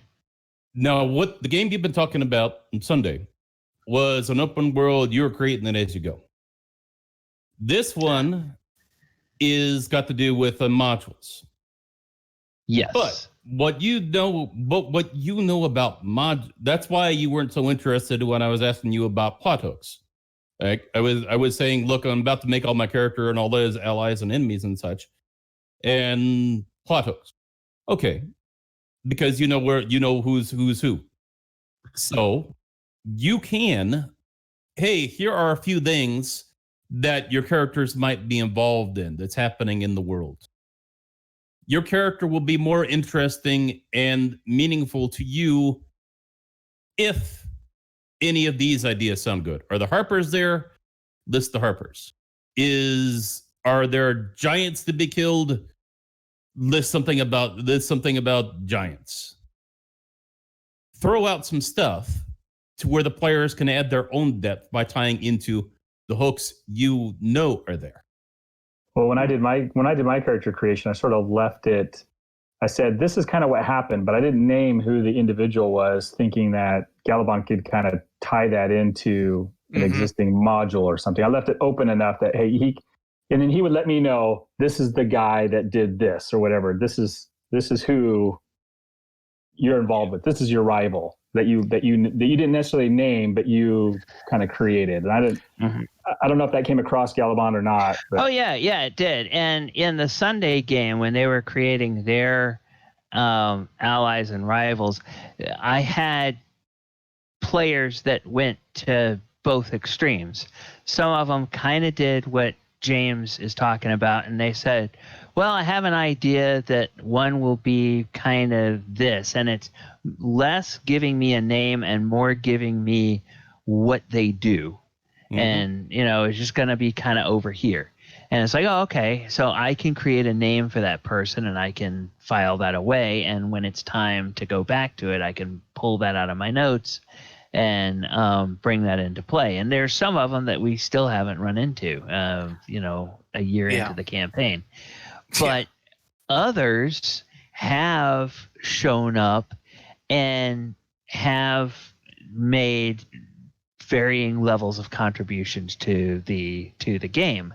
They are sources of information that one character will be able to go to that person and find out information that they can then go and carry to the rest of the party.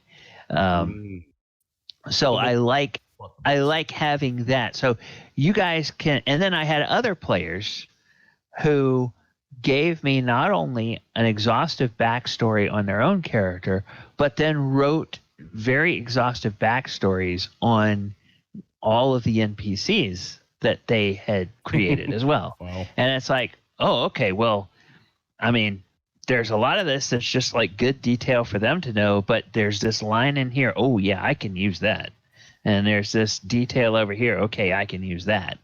And, so I'm not going to, if you give me a 3-page backstory on an NPC, I'm not going to use all 3 pages, but there may be 2 or 3 little nuggets that fit in very nicely.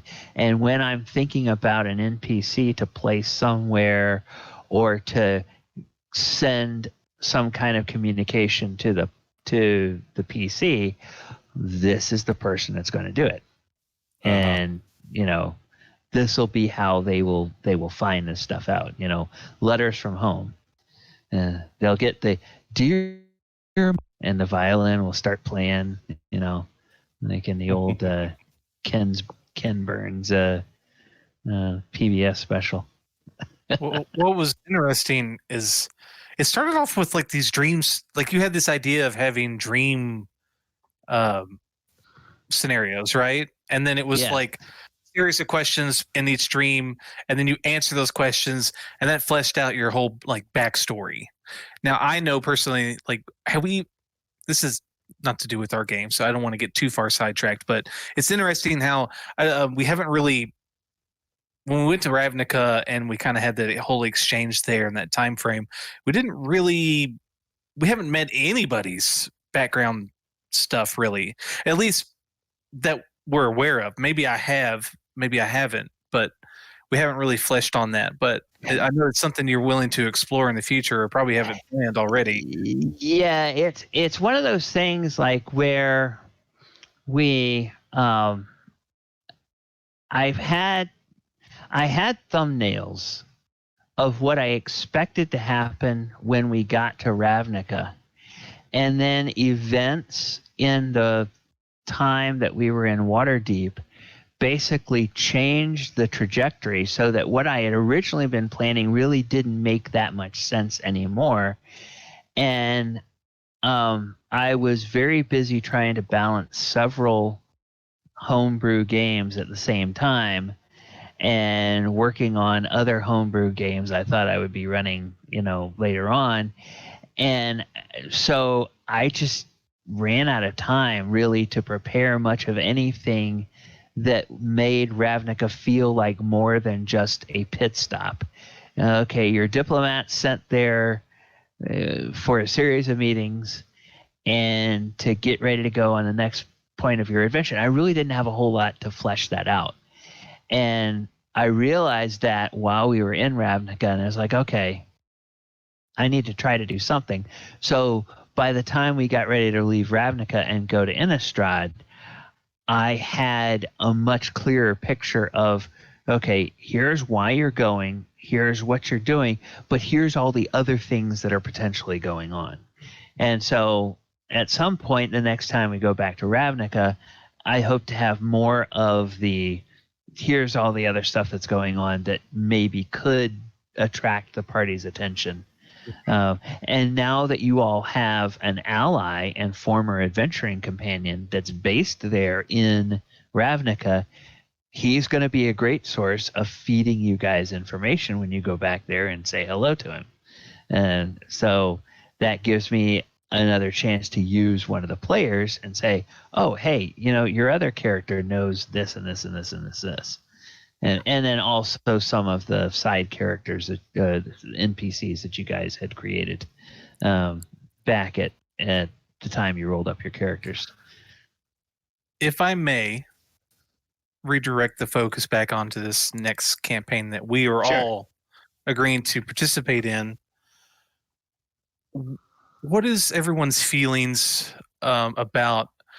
Should we be less RP, a lot less RP, tiny bit RP? Should I build a character that's more just for kind of like by the dice, by the book, kind of just play it, roll the dice, don't worry about it, don't role play at all. Like, I mean, let's open discussion about the campaign that we're going to play is basically what I'm getting at.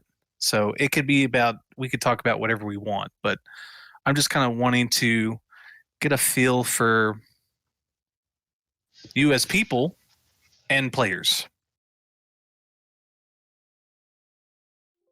By the dice